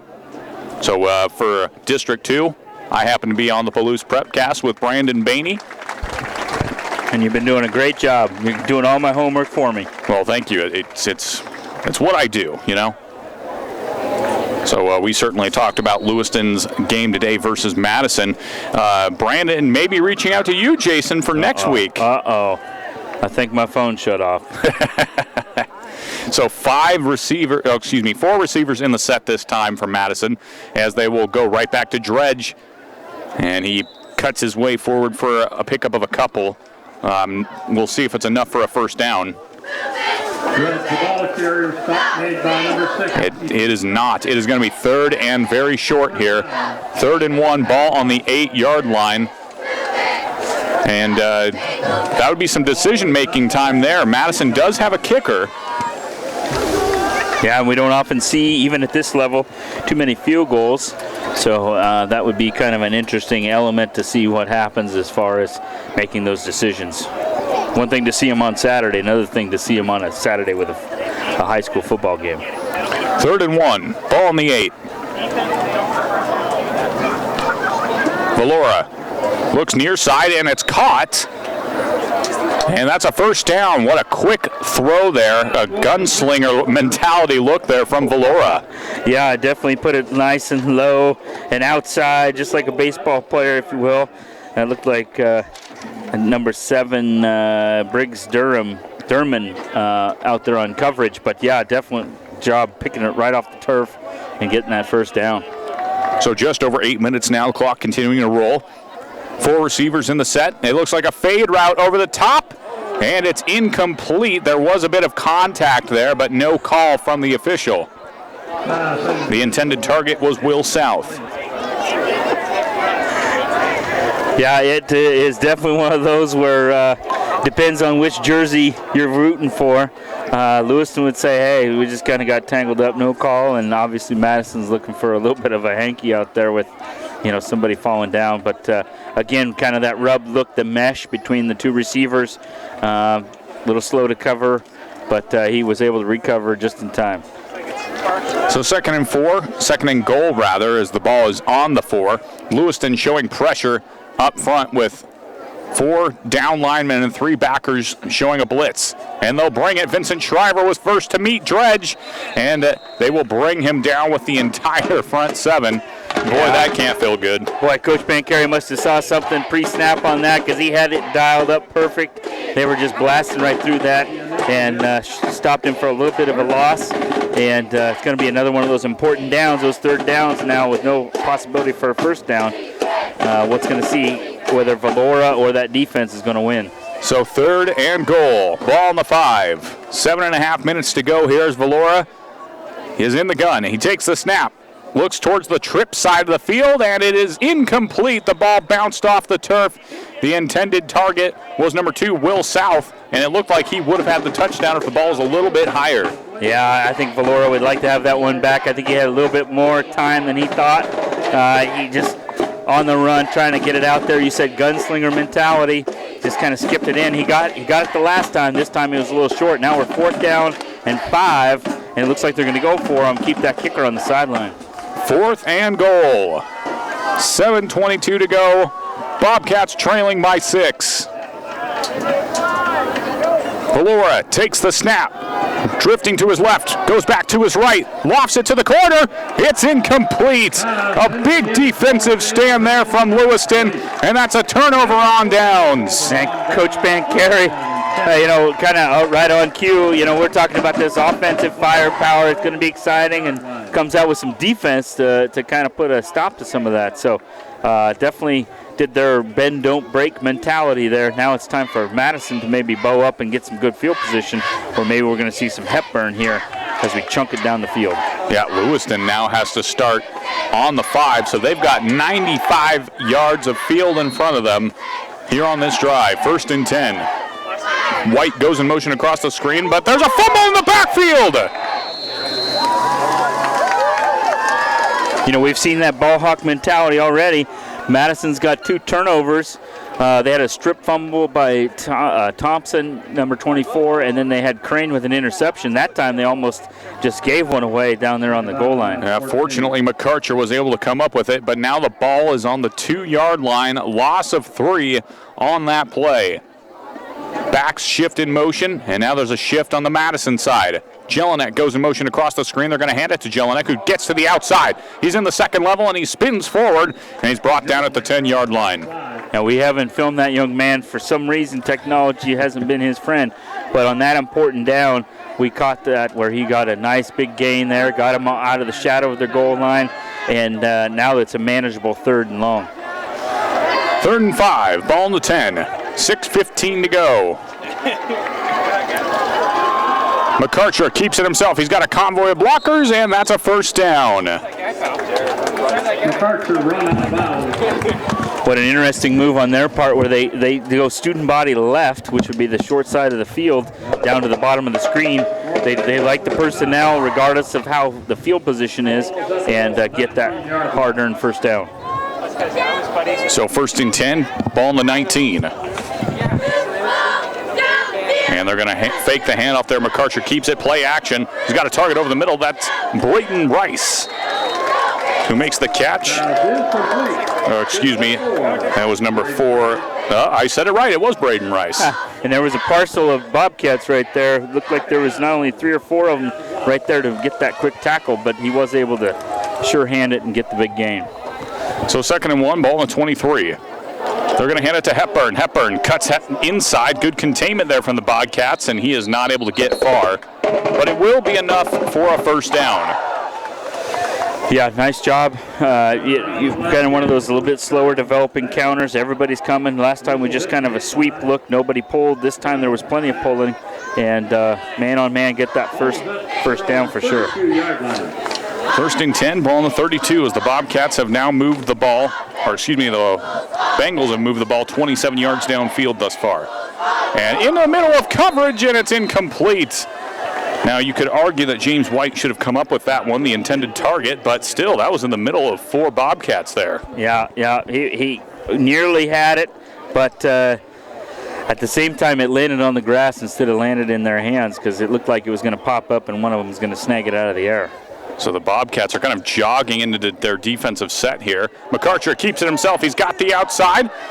And he is pushed out of bounds there by the safety over the top. That was number 30, Zach Pena, on the tackle. You know, we've seen Lewiston a number of times with that quick pace offense, and that's the reason why they do that, where it just kind of gets the defense lulled into something. We got guys running in, guys running off, mismatches all over the field, and all of a sudden McArcher keeps it and he gets that first down without even hardly getting touched. 1st and 10, ball in the 44. Hands it off to Elliott Taylor up the middle, but he's not able to get much. Maybe back to the original line of scrimmage, and that's going to bring up 2nd down. Taylor, the ball carrier.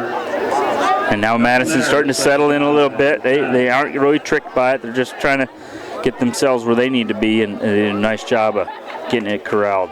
Looks like they've made a defensive line switch here with some of the numbers. 2nd and 10, ball in the 44. They fake it to Hepburn. McArcher pushes forward, and once again, Bengals are corralled there and not really able to get much of anything. And that's going to bring up 3rd and 8. Yeah, we've talked quite a bit on different plays where they've shown a lot of sweep. This time they kind of went opposite of that, and Madison was right there waiting for him. 3rd and 8, ball on the 46. McArcher rolls left, and it's a comeback route caught by Jelinek, and that's a 1st down. Wow, nice job right there. A little hard to see with the kids on the sideline, but he jumps up there. Maybe not the biggest frame, but big hands, and pulls that bad boy down and comes down with it. Reminiscent of Santonio Holmes in the Pittsburgh versus Arizona Super Bowl there with the toe drag. Excellent catch there by Jared Jelinek. McArcher takes the snap, hands it up the middle to Hepburn, who bounces around and is brought down inside the 40.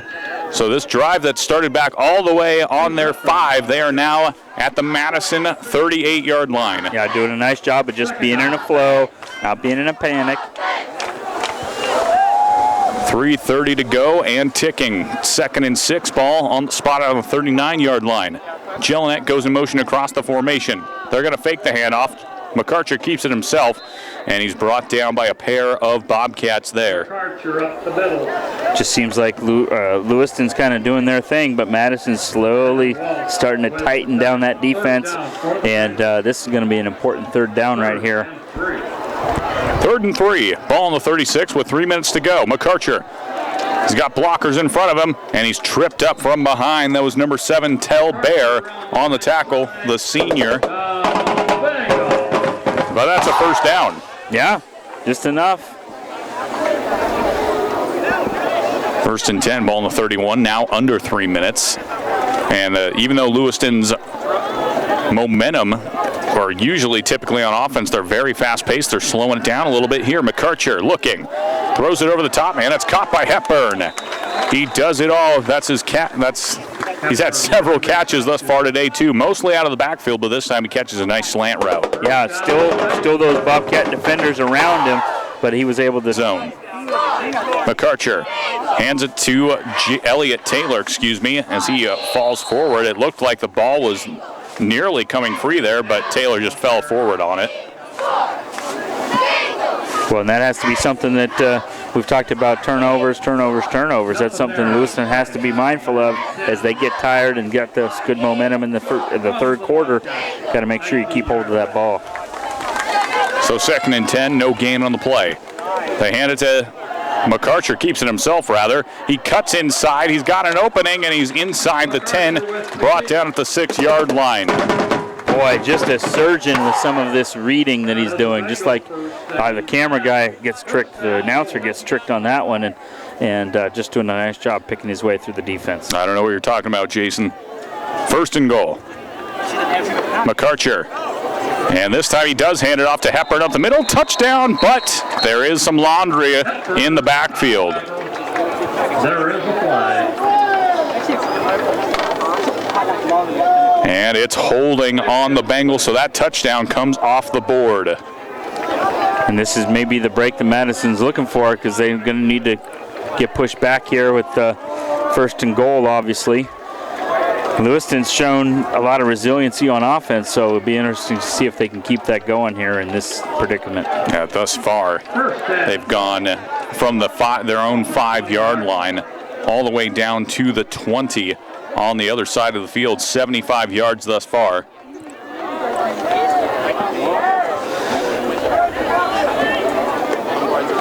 McArcher alone in the backfield, takes the snap, 3-step drop, looking, he's got pressure, now he's got to roll right, he's got a target, and fading to the end zone, it's caught! Touchdown Bengals! Elliott Taylor with a nice corner route, and the Bengals now increase their lead to 2 scores. Nice job by McArcher, just being patient. Offensive line does their job, gives him time. He's able to pick from the left to the right, to the left to the right, finds Taylor in the back of the end zone right there. Now we're going to go for 2. It's really become a math problem. Minute and a half here at the score. The 2-point conversion on the way. It's a fade route over the top, and it's caught. Let's see, did he get his feet in? It looks like he did. It's good. James White, the intended target, and the 2-point conversion is on the board, which makes the score Lewiston 36, Madison 22. Folks, we want to thank one of our sponsors, Fall River Propane. This winter season, never worry about high propane bills with Fall River Propane's new CAP program. CAP sets the maximum price for propane you will ever have to pay, plus Fall River will monitor your fuel levels. We'll auto-deliver when you need more, and if you ever run out of propane, the next fill, if free. Make the switch to Fall River Propane, and you can do it for free. Free tank rentals mean you could save up to $185 per year for the free tank set. Free transfer the propane from your old tank to your new Fall River tank. Make the switch to Fall River Propane. 800-632-5726 or call riverpropane.com. Thank you to our sponsors, and here at IdahoSports.com, we appreciate it. And by the way, if you would like to advertise your business on IdahoSports.com, you can do so on sales at IdahoSports.com. Reach out to them, and they'll get you taken care of. So, Jason, it's now 36-22. Bit of a gut check now for Madison as they were down in red zone territory at Lewiston's doorstep, not able to get it done. Lewiston drives 95 yards down the field and scores. Now it's a 2-possession game. And kind of a hidden stat in that, the third quarter evaporated. That's true. Because they kept it on the ground and inbounds, it just ran the clock the entire time, and now we pretty much just have the fourth quarter to work with.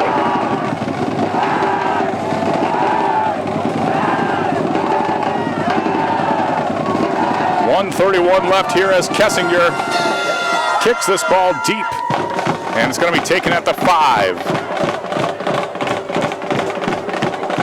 And he gets to the outside here. This is number 1, Hiram Sheets, and he is pushed out near the 40-yard line.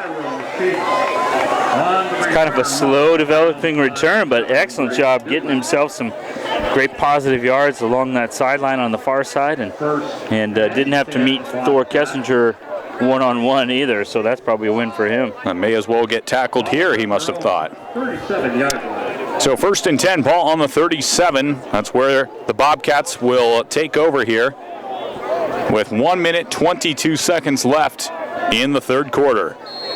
Bengals will pack this one in. Everyone's tightening up as the Bobcats are tight together in their formation. Valora is going to roll right. He's got defenders chasing him down, though, and he is brought down. That was a couple of Bengals in on the pursuit there, namely number 52, Travis Spruell with the tackle. Yeah, that was a nice pursuit by everybody. That was the 52 was the defensive end on that side, as well as a number of the linebackers and linemen getting themselves over there and getting a nice tackle. Everybody was packed in, and they tried to get to the edge, and Lewiston wasn't having it. So 2nd and 10, no gain on the play. Valora drops back, looking to the far side, and it's caught. And there were a couple of Bobcats in there in the area of the ball, so there was maybe some miscommunication on the route combination. Yeah, it looked kind of like that pass was in between, kind of the average of the two, and the closest person looked like a Lewiston defender. So, again, Valora had an opportunity there, probably wanted that one back. Looked like he had a little more time than he thought, which I've said it a couple of times, and maybe just a little bit of a panic with some of those defensive linemen like 78's Robert Storm bearing down on you once in a while. 3rd and 10, ball on the 42. Bengals have 4 down linemen, 2 backers over the top. Trips to the bottom of the screen here for Madison. Valora looks that way downfield into the second level, and it is incomplete. Broken up by number 7 of Lewiston. That was Briggs Duman. And he's had his name called out there a couple times on coverage. Yeah, that's a great job right there. Just kind of batted it away. We saw Lewiston execute that play near the sideline, a little toe tapper, but defender wasn't having any of that, and we're back into this 4th and 10. I think we're creeping towards a fake here. We're going to have to do something to gain possession again. At 4th and 10, ball on the 42. Valora, he's going to send it. And this is going to drop at the 32-yard line for Lewiston, and that's where they'll take over. But they shouldn't fret because they did it from their own 5-yard line last time. And there's a flag down. I kind of had a mixture of things. A couple linemen were kind of wrestling around a little bit there, just being linemen. And something was thrown near where the ball landed, whether it was I'm not even quite sure what to guess on that. But more importantly, Lewiston's offense is going to come out here with a 14-point lead, just a little bit over the 4th quarter to work with. And yeah, we've got a Lewiston player who's upset on this side of the field, so tempers flaring a little bit, and I'm sure that's what the flag is about. So we'll see what the penalty is. It's unsportsmanlike conduct, and it is against Lewiston, so that Lewiston player had something to do with it.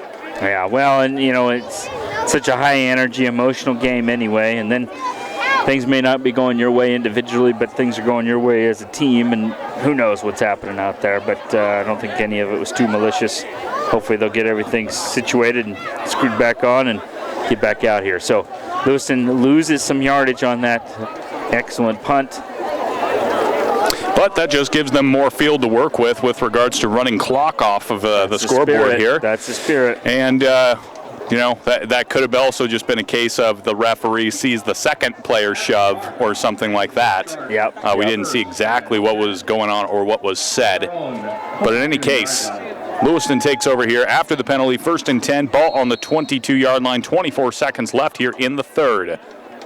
McArcher takes the snap, and he's got some blockers in front. And the blockers do their job, and he is able to get a 1st down on the first run.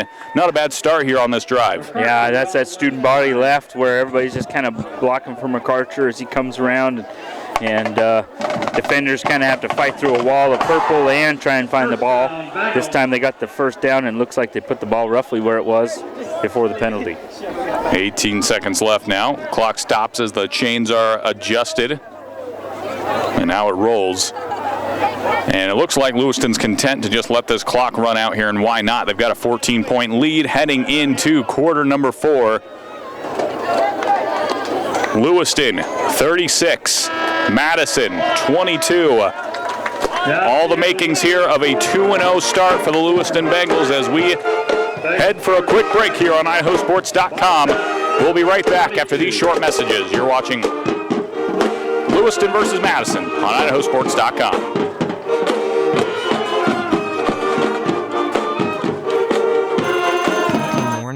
Another between class, after school, and more before bed.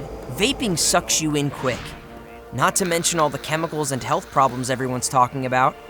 That's why thousands of teens are ready to take back their life their own way with My Life, My Quit. When you sign up with us, you'll get a free and simple quit plan that makes it easier to stop vaping. Visit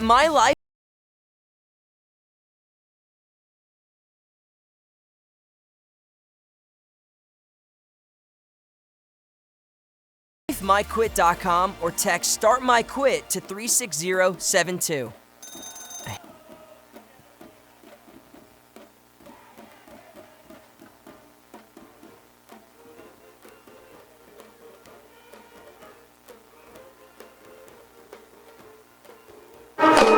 Welcome back, ladies and gentlemen, here to IdahoSports.com. As the 3rd quarter has just ended and Lewiston has a 14-point lead here. Now, Jason, Lewiston, that kind of right now looks to be in the driver's seat. Yeah, I think Coach Pancari was Probably reminded the troops of about last week when they were playing Cuna, and they were in a similar position where they looked like they had the momentum and the lead and all that, and they didn't quite finish quite as strong as they hoped. I imagine he was just reminding them of finishing here. In Madison, they were in a similar predicament, and Crane came up with an interception. So Hepburn starts proceedings here in the fourth quarter with a run up the middle, and he's brought down after a short gain. Called his name a lot today. I was going to say, and it's hard to get a interception when they run the ball. So that negates Logan Crane at his defensive back spot if you keep running the ball that well. 2nd and 7, ball in the 36. McArcher throws it to the left side and towards Jelinek. And we'll see what the call is. Spot it. Nope. Looks like they're going to 3rd down, incomplete. And that changes things up here a little bit. What could have been a 3rd and very short is now a 3rd and 8. But Lewiston has been able to convert these 3rd downs pretty efficiently thus far. We'll see what they come up with here. And a false start does not help things, and that'll back them up another 5. Yellow flag.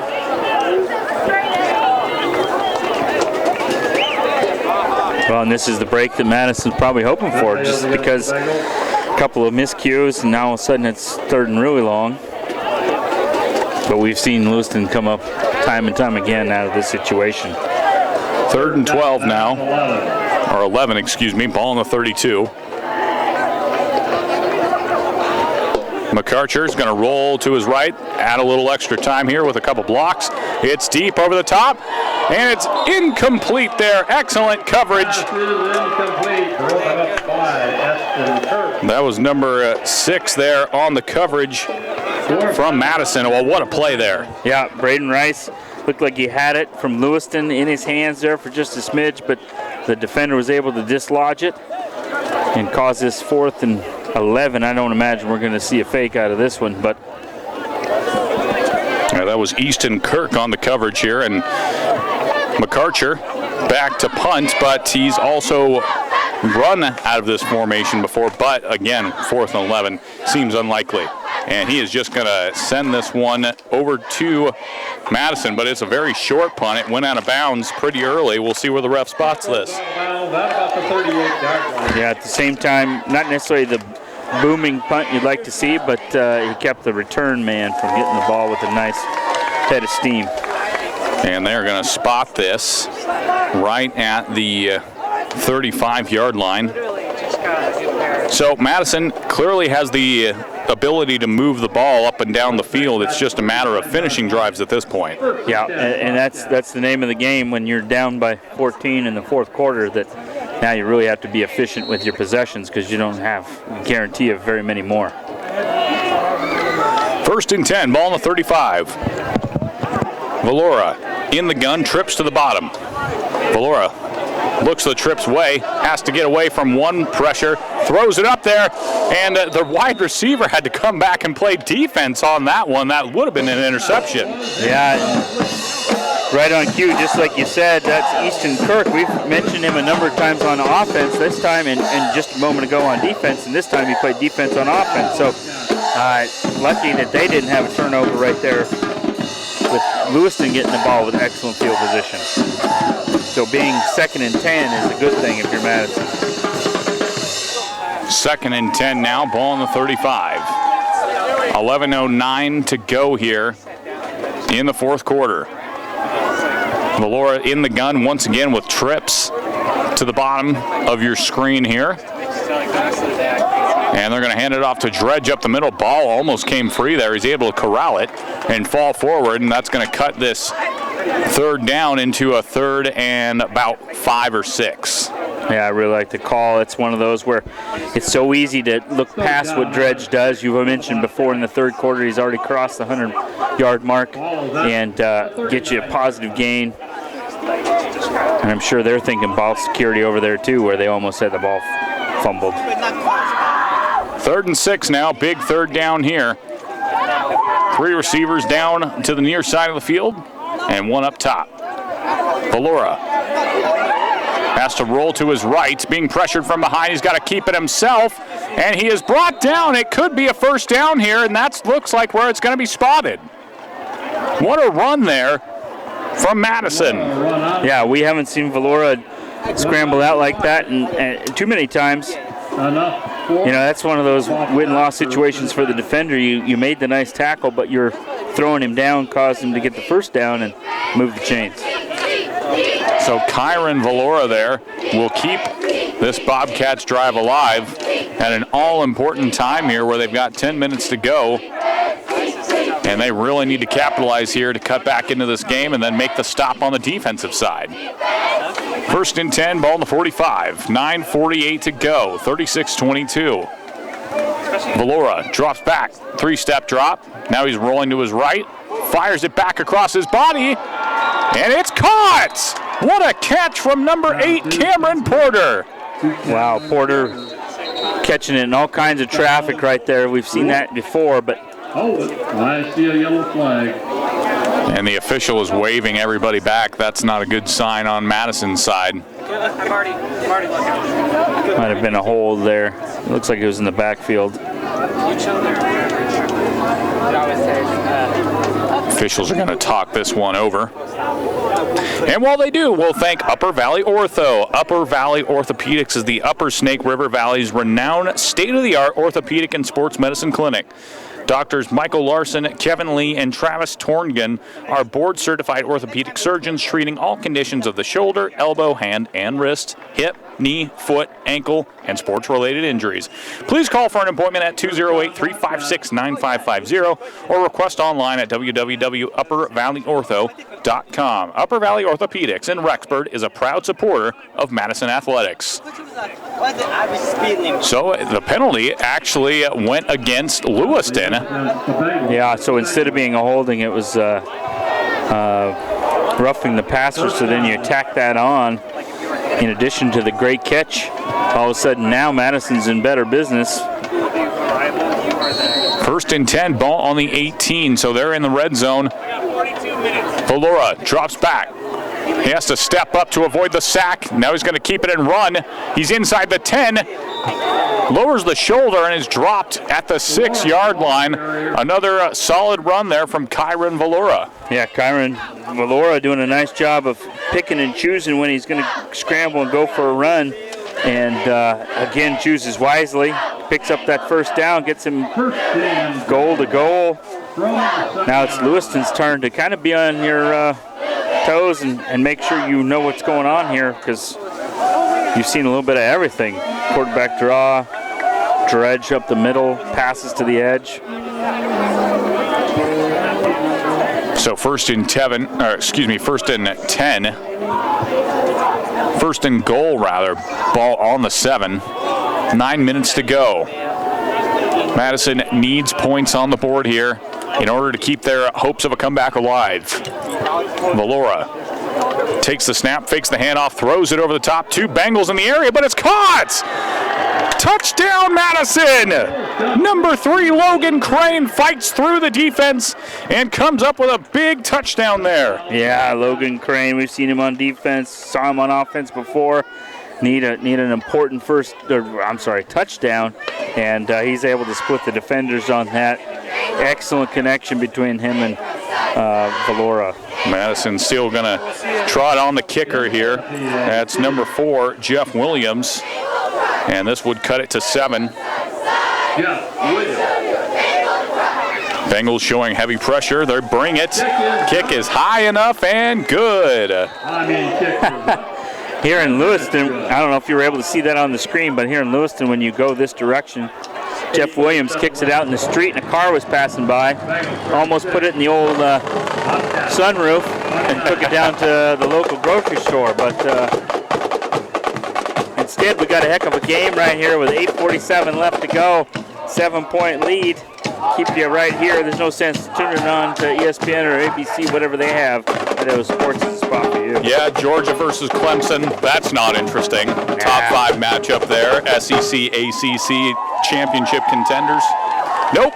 Lewiston versus Madison is where we're going to keep you guys. You know, it's one of those where I knew it was going to be a heavyweight fight. Coach Rhodes is doing a great job getting the ship turned around. 1-0 coming into this game with a big win, and talking about consistency. We've mentioned that already. Coach Pancari, 1-0, really got a good schedule and lots of good things going on up here in the north. And he said how good the weightlifting programs and the summer programs were. You knew this was going to be a great game. Two teams vying for playoff picture in October, November, doing a lot of good work right here in early September. So 8:47 to go. 36-29. Lewiston has been on a tear on offense, but the Bobcats need their defense to step up and stop this drive. Here's the kick from Williams. It's going to be a high kick, and it's going to be taken at just inside the 20. And now it's at the 40, 45, and finally, number 4, Braden Rice is brought down. Excellent return there. Lewiston has been both teams really have had positive return games. They have, and it needs to be said, Jeff Williams, kicker from Madison in that tackle. I'm not sure he brings Thor's hammer, but the point being is that kicker's making a presence here. And again, like you said, good return here when you need it here in the fourth quarter. First and 10 now, ball on the 46. 3 receivers, far side of the field. And it's caught by Jelinek, but he's hit immediately. What a play there from Madison's number 23. That's Cannon Allen. Did he get shot out of a cannon? Yes, he did. Hey, great snap read right there. As soon as the play started to develop, he started flying up before the blockers could get there. The blocker was on the ground, makes that sure tackle, and now all of a sudden they're in second long. Loss of 1 after that hit there from Allen.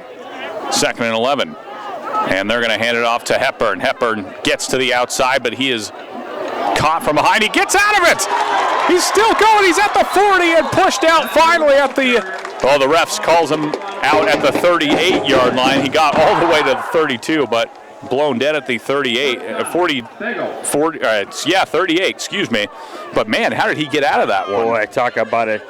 Lewiston has a lot of athletes out there, but Hepburn is a little bit different breed where he just gets those feet churning, and you got to get him all the way to the ground.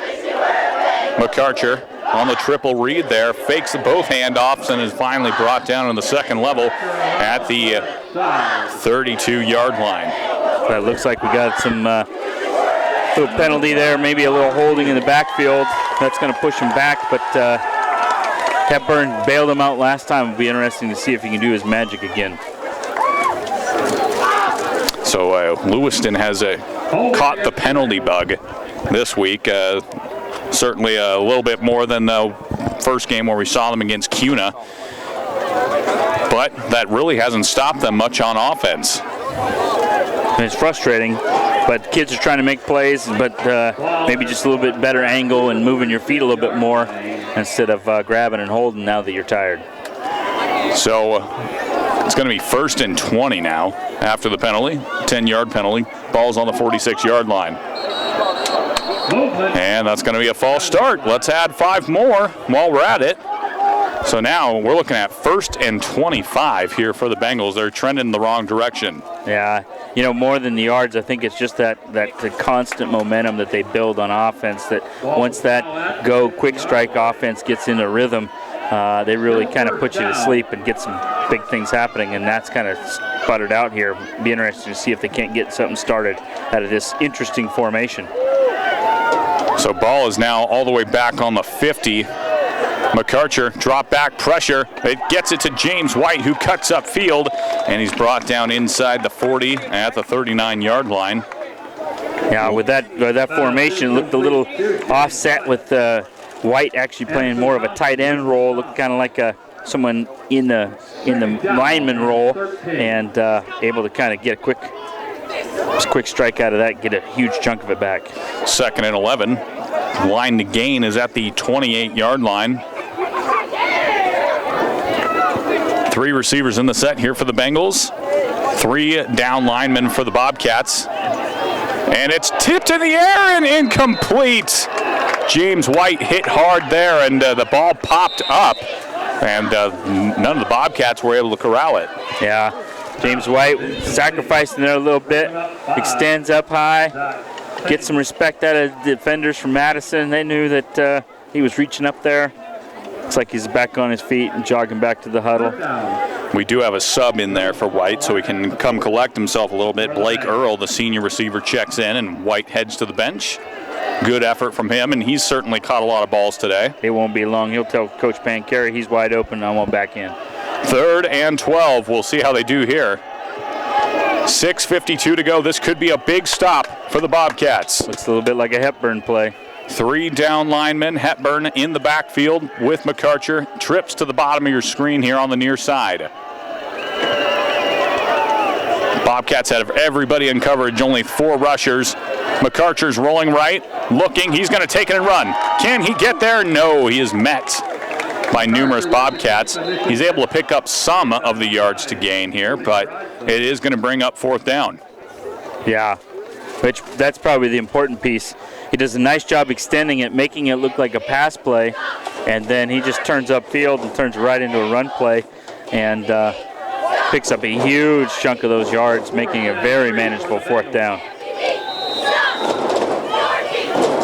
4th and 3, and we're going to have a timeout here taken by the Bobcats. They realize the importance of this 4th down play right here. Yep, I like the idea of Coach Rhodes getting everybody back on the same page, getting the water, understanding the down and distance, what the options might be. We've seen a lot of student body left, student body right with McArcher and Hepburn. That may be the case again. Of course, Coach Pancari's crew's got some interesting wrinkles in their bag as well. So 4th and 3, ball's on the 31-yard line, 6:18 to go here in the 4th quarter. We'll see what Bengals are able to come up with, and we'll see what the Bobcats come up with on the offensive or defensive side of things as well.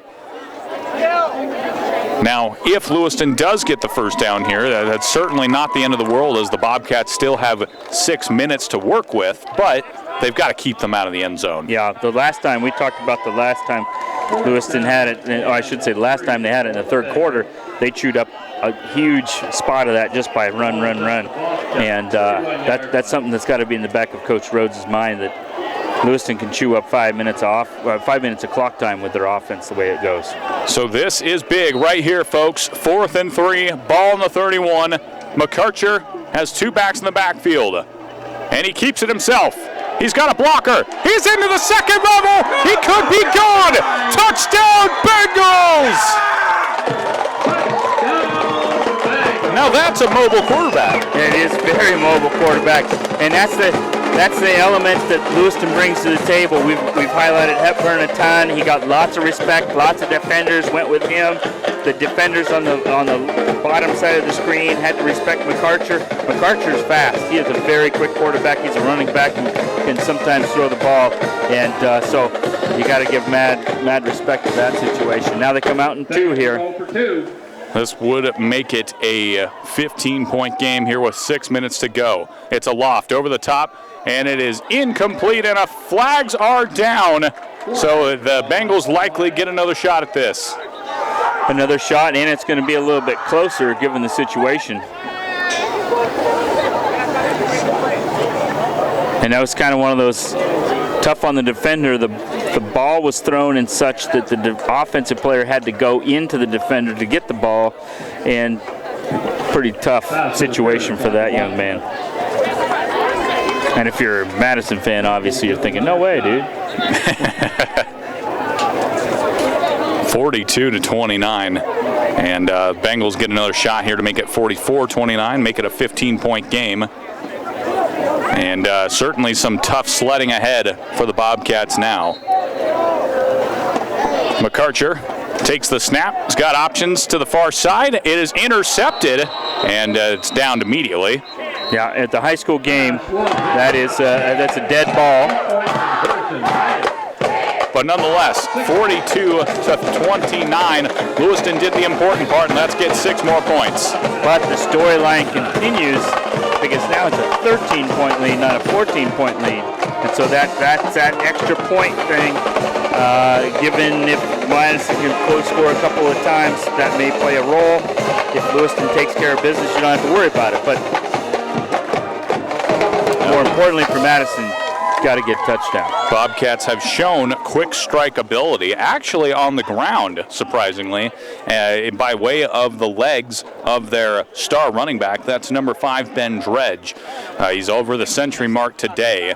And on one of his runs, he busted a 60-yard run to get into the red zone where they were able to finish off the drive. So Madison certainly has the capability to move the ball quickly down the field. Yes, without a doubt. And it's one of those where Lewiston has to respect that element you're just talking about, where it just can't be drop back pass, drop back pass. You have to also bring up some defenders in the box to make sure you stop the run, because he could break off a huge run and all of a sudden it's even a closer score. One other element before we get the kick from Thor Kissinger is Madison has been huddling the whole time, which eliminates some of the time just by the huddle.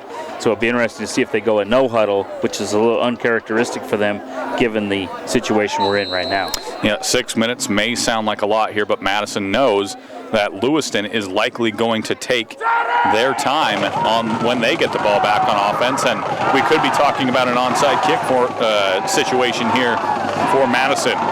So deep to receive, a couple of Bobcats, and Kessinger sends this one deep over the top. This is going into the end zone here. That's a touchback. We haven't seen as many of those from last week where he did against Cuna several times, but that's the first one today. Yeah, I don't know if it took him a little while to get his leg warmed up or his leg was too warm and now it's cooled off, but that's definitely the kind of kick that I think Lewiston was hoping for, where there's no return and offense has to start from a dead stop 80 yards from the touchdown. That's right, 80 yards separate the Bobcats from cutting the lead in half and turning it into a one-possession game. 6:12 to go here. They've got to have some urgency if they want to make this a game.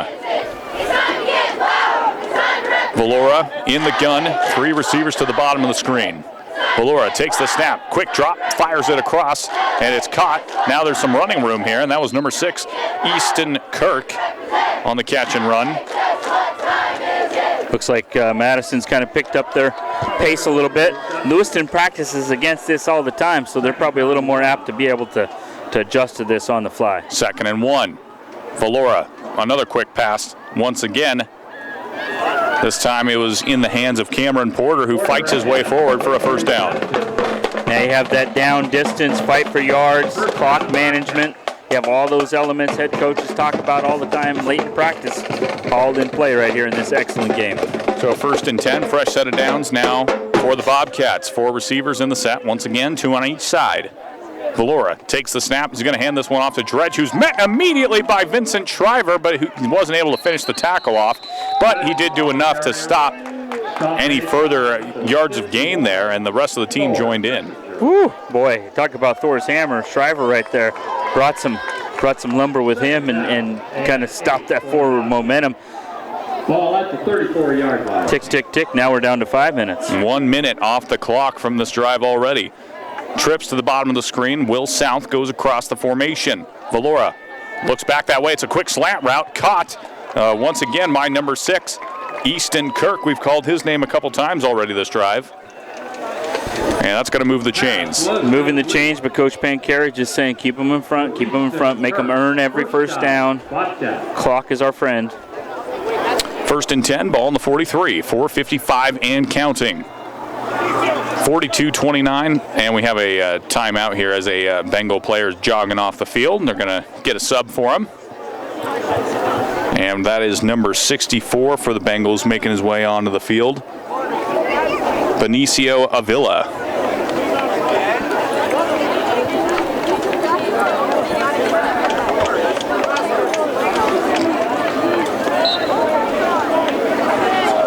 So 1st and 10, ball in the 43. Drops back, fires a hook route there, and it's caught. That's number 3, Logan Crane. He's got a touchdown on offense. And he wants to add to that total. Good pass there from Kyron Valora. That's just what we're talking about, little hook action on the outside, keeping them in front, get the sure tackle. Ball is at the Bengal 42-yard line. Obviously you don't want to give up first downs in huge chunks, but you do want to make them use the clock. And now it appears that this tempo's maybe caught the Bengals defense off guard a little bit. They're having to make numerous subs right now. 1st and 10, ball in the 42, 4:30 to go. Valora drops back, surveying the field, being pressured. 3 Bengals in pursuit. Valora rolling right, running for his life, and he's dragged down for a big sack. That's going to be a loss of about 7, knocked all the way back to the 50-yard line. We've seen Valora escape out of that last time. This time, Travis Spruill was able to chase him down, tackle him in bounds, and now we're at 4 minutes. 2nd and 17 after the sack. And that's a gut punch there when time is of the essence. Valora being pressured again, throws another hook route, this time to Porter. Porter dancing around, tries to get to the outside, stiff arms. He's inside the 40. He's at the 30 and finally pushed out. Yeah, Coach Rhodes has got to be super happy with that from Madison. His guys still battling. They understand the situation, fighting for yards, getting the first down, getting out of bounds, stopping the clock. So it's 1st and 10 now, ball on the 31 after that pick up there. First down for the Bobcats, but it was also a gain of about 13 on that catch and run there from Porter. 4 receivers in the set once again. Will South goes in motion across the set. Valora takes the snap, and now he has to get away from the pressure. He lofts one to the corner there, and it looks like that was intercepted. We'll see what the ref rules here. He could have been out of bounds. It looks like we got a little bit of a conference here. Referees coming over. This could end it. Unsung heroes out there trying to make sure that this game can happen. Waiting for the call. Have a great spot over there. Camera's clear over here. Incomplete is the call. The drama continues. the drama continues. The Bobcats are clinging to life here after that one. That was number 12, Blake Earl, the one who had the near interception. Number 12, Blake Earl. If he didn't have it, he was close. And we get the entertainment value of having the drama continue. 5 receivers in the set this time, including one of the running back, Ben Dredge. Valora keeps it himself, pulls forward, and he's brought down close to the first down marker, couple yards to go. And that'll make it 3rd and manageable. At this point, Jason, it's looking like if the Bobcats do score, we're talking onside kick. Yep, I think so too. Really one of those where you got to get this touchdown as fast as you can and then worry about the next quick possession on defense. 3rd and 4, ball on the 25. Valora, a quick hook route once again to Caleb Porter. It's caught, and he's pushed out of bounds inside the 20, count at the 17-yard line. Porter with the tackle. Knocked out of bounds by number 28, Cole Finney. So it's going to be 3rd and 4. Oh, excuse me, that is a first down, rather. I have a quick little referee conference. I'm not sure I see a flag on the ground. And this is where both coaches experience, got lots of great people on their staff. All those situational things you battle late in practice. Ooh, so the man downfield. So that takes away the first down, and again, now the Bobcats are just going to have to use more time to get in the end zone unless they get something over the top here. So it's spotted at the 30. The line to gain is the 21, so it's going to be 3rd and 9. Got to get this first down or more. Valora drops back, throws it over the top, and it is incomplete. Easton Kirk was the intended target. Some great coverage there from the Bengals. And Valora probably would have liked to have that one back, maybe lead the receiver downfield a little bit more. Yeah, just a little bit hung up there. Ethan Shaw comes in there, helps bat it away. Now we're down to this 4th down, and clock really isn't a situation you have to get this first down, obviously, if you're Madison. 4th and 9 now. Ball on the 30. This is going to decide it right here. Coaches have that special play they really love in a situation that's got to be circled somewhere on their play card. They've seen something all game. Valora in the gun. 5 receivers. Valora drops back, lofts it over the top, and it's just out of reach of his running back, Ben Dredge. Turnover on downs, and that's going to do it here, most likely for the Bengals. Yeah, it was a good call. Just one of those where he probably wishes he put a little bit more air under it. Hats off to that young man. You can't fault him for that. He's been managing the game. We haven't seen Dredge in the pass set from the slot, so that was kind of a special formation in that situation. Now it's about 3 minutes, about managing the last 3 minutes of the game and getting yourself out of this. It's a little early for just the kneel. You got to get a first down or two to keep possession and get out of here with a win. And the Bengals have not had issues with that as Hepburn, this guy's gotten plenty of the first downs, and he is out past the 40, and at least that may be a first down right there. Yep, ball security now. Lewiston cannot afford to lose the ball, and obviously Madison's going to be ripping and stripping. Now they're going to go slow. We've seen them go super fast. Now you're going to come out, get on the ball, force the defense to get there too, and then go slow. 1st and 10, ball on the 41.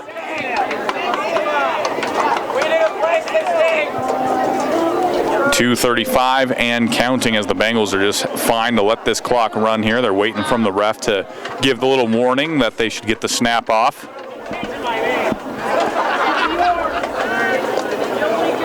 McArcher takes the snap, fakes both hands off, keeps it himself. He's got some blockers in front, but he's brought down by number 20, Jared Vavla, who saved some extra yards there. Yeah, that was an excellent job late in the game. Definitely not over in a sense of effort, and so Coach Rose has got to be happy with, disappointed obviously with the loss, but happy with the way his guys played today. His staff did a great job with the trip up here on Labor Day weekend, and there's going to be a lot of good stuff coming from them this week, or this year I should say, for sure. We're now inside the 2-minute mark here as a clock ticking away. 2nd and 9.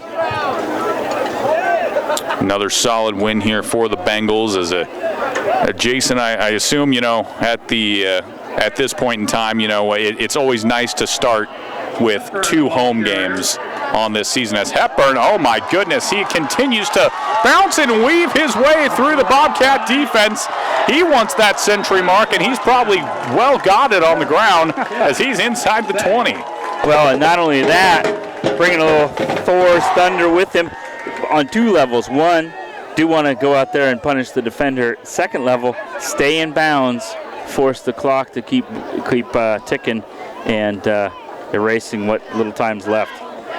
But yes, definitely nice to start with 2 trips from the south up here to play right out here in the beautiful weather of Lewiston. So looking ahead for Lewiston, they had these start out 2-0. A good start to the season. Conference is looming, of course, as well as a game against Clarkston. And Elliott Taylor's just going to rugby style this one and push his way forward for a couple as the clock's just going to keep on rolling here. But Jason, Coach Pancary's got to be happy about how this season has started for his Bengals. Yes, I without a doubt, and they've played 2 really good programs from the south and did what they needed to do as far as managing situations and understanding clock and all of those things. And so he's got to be super happy and happier than he was last week because Madison was 1-0, beating Bear Lake from Utah. And I was just going to say, as we watch the last 14 seconds tick away, we do have some games across the border. We're this far up north. If you're from the south, they play a lot of Washington schools. One against Clarkston, which is kind of their river rival, the Bridges Challenge, if you will. And then they'll head next to, out in the Yakima area, central Washington. So they'll be out on the road to make sure that they get some travel. But Clarkston has to come here, so how about that? Even 3 home games against quality opponents. Well, folks, that's going to do it here. We'll be right back after this short break here. We're going to talk about who we think is the IdahoSports.com player of the game. But the final score, Lewiston 42, Madison 29. We'll be right back after these brief messages from IdahoSports.com.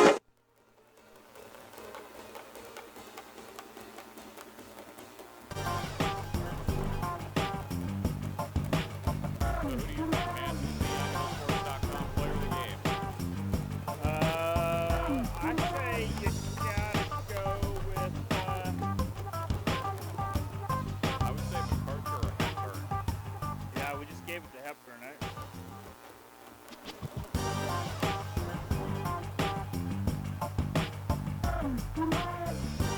All right. I'm ready if you are. I'm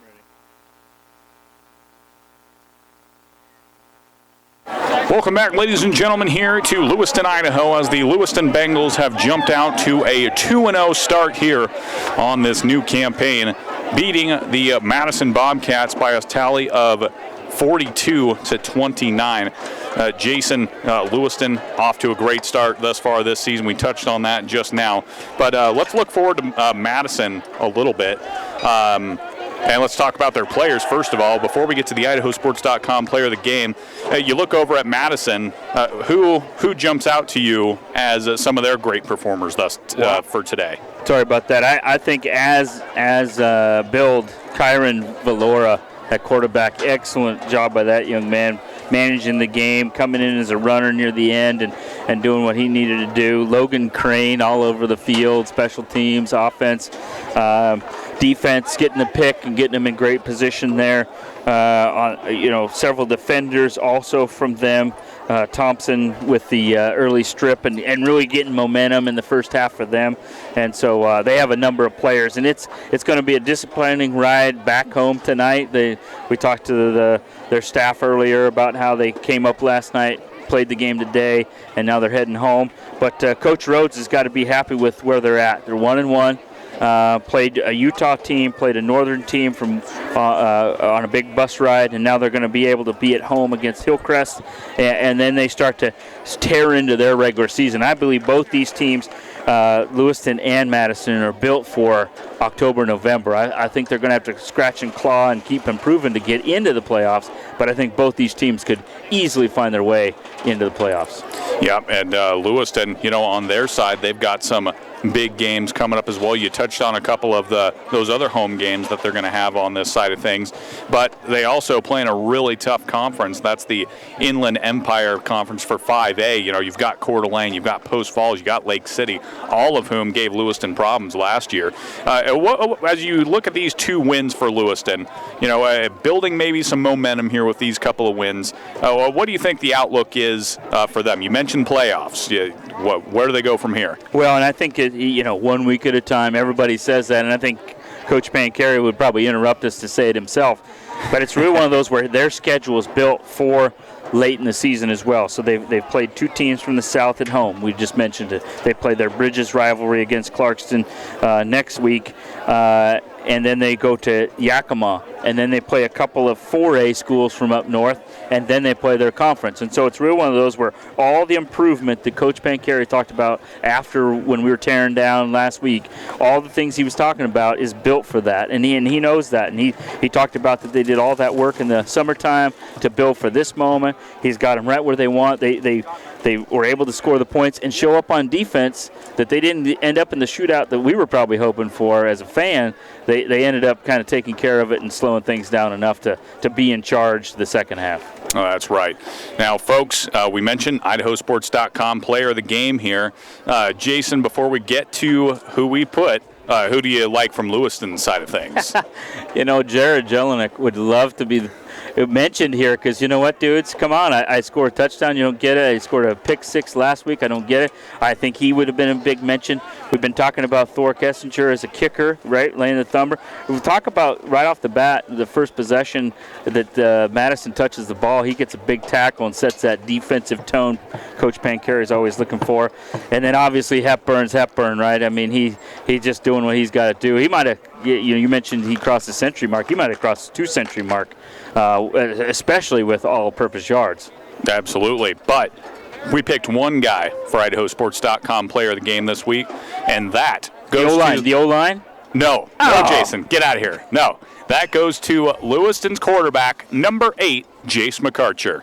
Jace McArcher's, I mentioned he was a quarterback that runs a lot and throws occasionally. He's also a manager, and I don't mean that negatively. He just, they've really got a lot of stuff in offensively with lots of shifts and goes and sweeps, and they expect him to run and manage his health, and he does all that. Plus, knows where to go with the ball. there was a number of times he was running free and Madison didn't know where the ball was, or he gave the ball away and he was getting tackled and the ball's running free somewhere else. And so he's doing a nice job with all the read stuff that they're doing, and really quarterbacking that offense and letting the other guys on defense and special teams having their roles.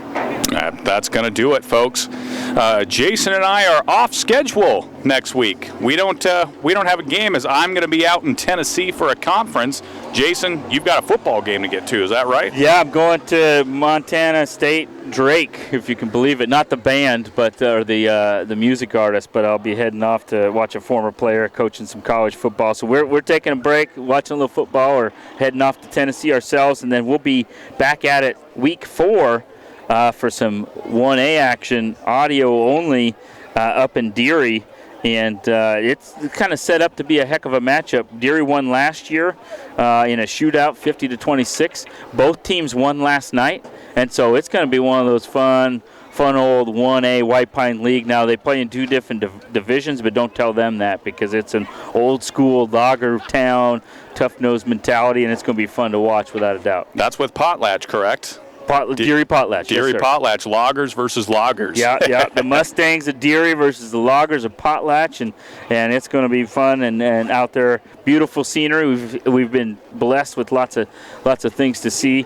Obviously, it'll be audio only, so you'll just have to listen to our descriptions, our fine descriptions in the dark. Take our word for it. Absolutely. Well, folks, you've heard us enough today. That's going to do it here in Lewiston, Idaho, again, as the Lewiston Bengals come away with the win 42-29 to move to 2-0. And